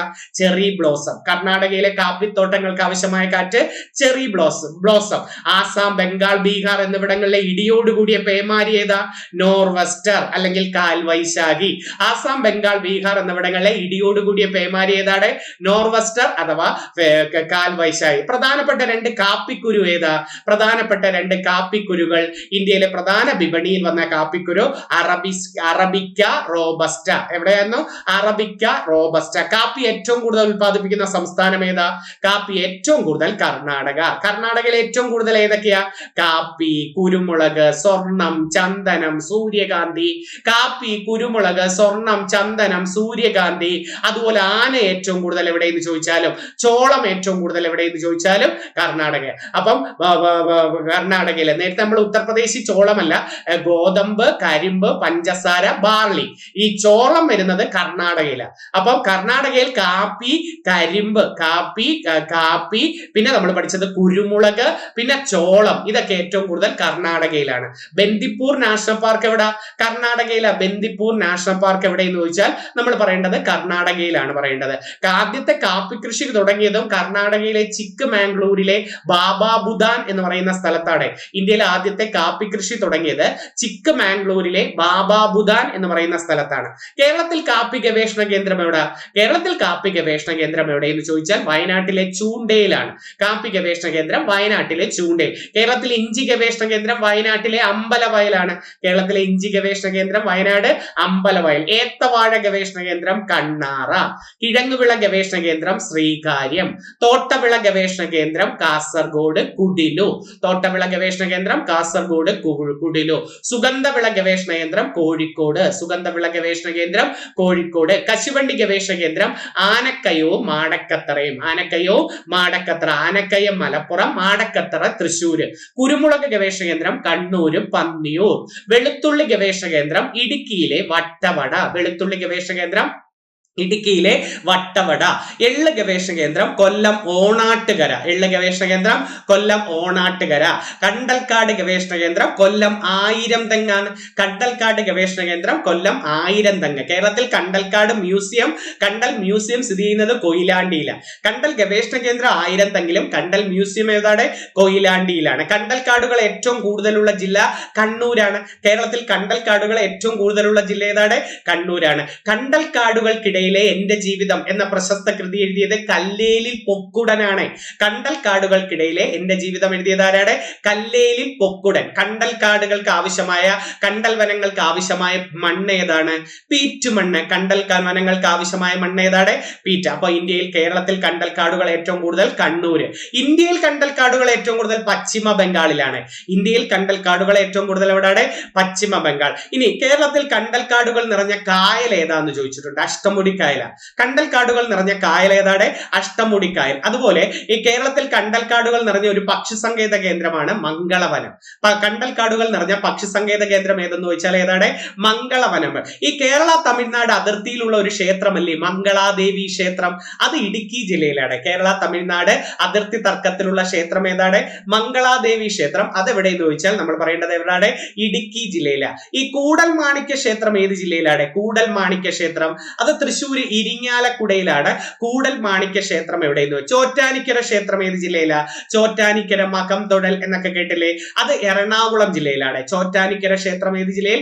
എറണാകുളം ജില്ലയിലാണ്. അതുപോലെ ഏഴര പൊന്നാന എഴുന്നള്ളത്ത് നടക്കുന്ന ഏറ്റുമാനൂർ ക്ഷേത്രം ഏത് ജില്ലയിലാണ്? ഏഴര പൊന്നാന എഴുന്നള്ളത്ത് നടക്കുന്ന ഏറ്റുമാനൂർ ക്ഷേത്രം കോട്ടയം ജില്ലയിലാണ്. ഏറ്റുമാനൂർ ക്ഷേത്രം എവിടെയാണ്? കോട്ടയം ജില്ലയിലാണ് അല്ലെ. കോട്ടയം ജില്ലയുടെ തീരത്തൂടി ഒഴുകുന്ന നദിയല്ലേ മീനച്ചില? കോട്ടയം ജില്ലയുടെ തീരത്തൂടി ഒഴുകുന്നതാണ് മീനച്ചില. നമ്മുടെ വൈക്കം മുഹമ്മദ് ബഷീറിന്റെ നാടും കോട്ടയത്താണ് വൈക്കം, കോട്ടയം തലയോലപ്പറമ്പ് എന്ന് പറയുന്നത്. അതുപോലെ സുപ്രീം കോടതി ചീഫ് ജസ്റ്റിസ് ആയ ഒരേ ഒരു മലയാളിയായ KG ബാലകൃഷ്ണന്റെയും ജന്മനാട് കോട്ടയം ജില്ലയിലെ തലയോലപ്പറമ്പിലാണ്. KG ബാലകൃഷ്ണന്റെയും ജന്മനാട്. കുമരകം കോട്ടയത്തല്ലേ, വൈക്കം ക്ഷേത്രം കോട്ടയത്തല്ലേ. എന്നാ വൈക്കം സത്യാഗ്രഹം നടന്നത്? 1924 വൈക്കം സത്യാഗ്രഹം. ആരാ നേതാവ്? TK മാധവൻ. വൈക്കം സത്യാഗ്രഹത്തിന്റെ നേതാവ് ആരെന്ന് ചോദിച്ചാൽ നിങ്ങൾ പറയേണ്ടത് ടി.കെ. മാധവനാണ്. വൈക്കം സത്യാഗ്രഹത്തിന്റെ. ശുചീന്ദ്രം സത്യാഗ്രഹത്തിന്റെ നേതാവ് ആരാ? എം.ഇ. നായിഡു. ശുചീന്ദ്രം സത്യാഗ്രഹത്തിന്റെ നേതാവ് എം.ഇ. നായിഡു. ഉപ്പ് സത്യാഗ്രഹത്തിന്റെ നേതാവ് കെ. കേളപ്പനാണ്. ഗുരുവായൂർ സത്യാഗ്രഹത്തിന്റെ നേതാവും കെ. കേളപ്പനാണ്. ഗുരുവായൂർ സത്യാഗ്രഹത്തിന്റെ ക്യാപ്റ്റൻ കെ. കേളപ്പനും വോളണ്ടിയർ ക്യാപ്റ്റൻ A.K.G.യുമാണ്. വോളണ്ടിയർ ക്യാപ്റ്റൻ ആരാണ്? A.K.G. ഗുരുവായൂർ സത്യാഗ്രഹത്തിന്റെ പൈലറ്റ് എന്ന് വിളിക്കുന്നത് ആരെന്ന് അയച്ചിട്ടുണ്ട്. ഉപ്പ് സത്യാഗ്രഹത്തിന്റെ പൈലറ്റ്. ഉപ്പ് സത്യാഗ്രഹത്തിന്റെ പൈലറ്റ് എന്ന് പറഞ്ഞ ഒരാളുണ്ട്, മൊയ്യാരത്ത് ശങ്കരൻ. ഉപ്പ് സത്യാഗ്രഹത്തിന്റെ പൈലറ്റ് ആരാണ്? മൊയ്യാരത്ത് ശങ്കരൻ എന്ന് പറയുന്നതാ. പാടുന്ന പടവാൾ എന്ന് EMS വിളിച്ചത് ആരെയെന്ന് ചോദിച്ചിട്ടുണ്ട്. സുബ്രഹ്മണ്യം തിരുമുമ്പിനെയാ. പാടുന്ന പടവാൾ എന്ന് EMS വിളിച്ചത് ആരാണ്? സുബ്രഹ്മണ്യം തിരുമുമ്പിനെയാണ്. അതുപോലെ നിവർത്തന പ്രക്ഷോഭത്തിന്റെ നേതാവ് 1932 C. കേശവനാണ്. പാലിയം സത്യാഗ്രഹത്തിന്റെയും നിവർത്തന പ്രക്ഷോഭത്തിന്റെയും നേതാവ് ആരാണ്? C. കേശവനാണ്. നിവർത്തന പ്രക്ഷോഭത്തിന്റെ നേതാവ് ആരെന്ന് ചോദിച്ചിട്ടുണ്ട്. അതുപോലെ ഈ കുറിച്യർ കലാപത്തിന്റെ നേതാവ് രാമൻ നമ്പിയാണ്. കുറിച്യർ കലാപം ഏത് വർഷം? 1812 കുറിച്യർ കലാപം നടന്നത്. കുറിച്യർ കലാപത്തിന്റെ നേതാവ് ആരാണ്? രാമൻ നമ്പിയാണ്. കുളച്ചൽ യുദ്ധം ആരൊക്കെ തമ്മിലായിരുന്നു? 1741 ഓഗസ്റ്റ് 10 മാർത്താണ്ഡവർമ്മയും വലിയ കപ്പിത്താൻ എന്നറിയപ്പെടുന്ന ദിലനോയും വലിയ കപ്പിത്താൻ എന്നറിയപ്പെടുന്ന ദിലനോയും മാർത്താണ്ഡവർമ്മയും. മാർത്താണ്ഡവർമ്മ എന്ന കൃതി എഴുതിയതാരാ? CV രാമൻ പിള്ളയ. മാർത്താണ്ഡവർമ്മ, ധർമ്മരാജ, രാമരാജ ബഹദൂർ എന്നീ കൃതികളൊക്കെ എഴുതിയതാരാ? CV രാമൻ പിള്ള. മലയാളി മെമ്മോറിയൽ എഴുതിയതും CV രാമൻ പിള്ളയാണ് കേട്ടോ. മലയാളി മെമ്മോറിയലിന്റെ നേതാവ് ബാരിസ്റ്റർ GP പിള്ളയാണെങ്കിലും മലയാളി മെമ്മോറിയൽ എഴുതിയതാരെന്ന് വെച്ചാൽ CV രാമൻ പിള്ള. നമുക്കൊരു CV രാമൻ ഉണ്ട്. ഫിസിക്സിന് നോബൽ സമ്മാനം കിട്ടിയ ആദ്യത്തെ ഇന്ത്യക്കാരൻ അല്ലെ. സമുദ്രത്തിന്റെ നീല നിറത്തിന് വിശദീകരണം നൽകി രാമൻ ഇഫക്റ്റ് കണ്ടുപിടിച്ചതുമായി ബന്ധപ്പെട്ട് 1930 നോബൽ സമ്മാനം കിട്ടിയതാർക്കാണ്?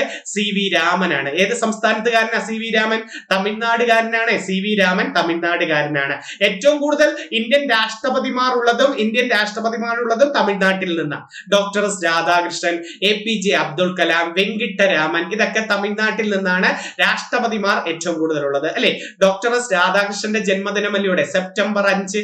1962 മുതലാണ് സെപ്റ്റംബർ 5 ഇന്ത്യൻ അധ്യാപക ദിനമായിട്ട് ആചരിക്കുന്നത്. ലോക അധ്യാപക ദിനം എന്നങ്ങാണ് എടുത്തു ചോദിച്ചാൽ ഒക്ടോബർ 5 പറയാവേ. ഇന്ത്യൻ അധ്യാപക ദിനം സെപ്റ്റംബർ 5ഉം ലോക അധ്യാപക ദിനം എന്നാണ് ഒക്ടോബർ 5ഉമാണ് നമ്മൾ പറയേണ്ടത്. അതുപോലെ പരീക്ഷയ്ക്ക് ചോദിക്കാൻ പറ്റിയ ഒരു ക്വസ്റ്റ്യൻ സെപ്റ്റംബർ 8 സാക്ഷരതാ ദിനം. സെപ്റ്റംബർ 8 എന്നാണ് സാക്ഷരതാ ദിനമാണ്. സെപ്റ്റംബർ 21 അൽഷിമേഴ്സ് ദിനമാണ്. സെപ്റ്റംബർ 21 ഏത് ദിനമാണ്? അൽഷിമേഴ്സ് ദിനം. സെപ്റ്റംബർ 29 ഹൃദയ ദിനമാണ്. സെപ്റ്റംബർ 29 ഏത് ദിനം? ഹൃദയ ദിനം. ഒക്ടോബർ 1 വൃദ്ധ ദിനം, സംഗീത ദിനം.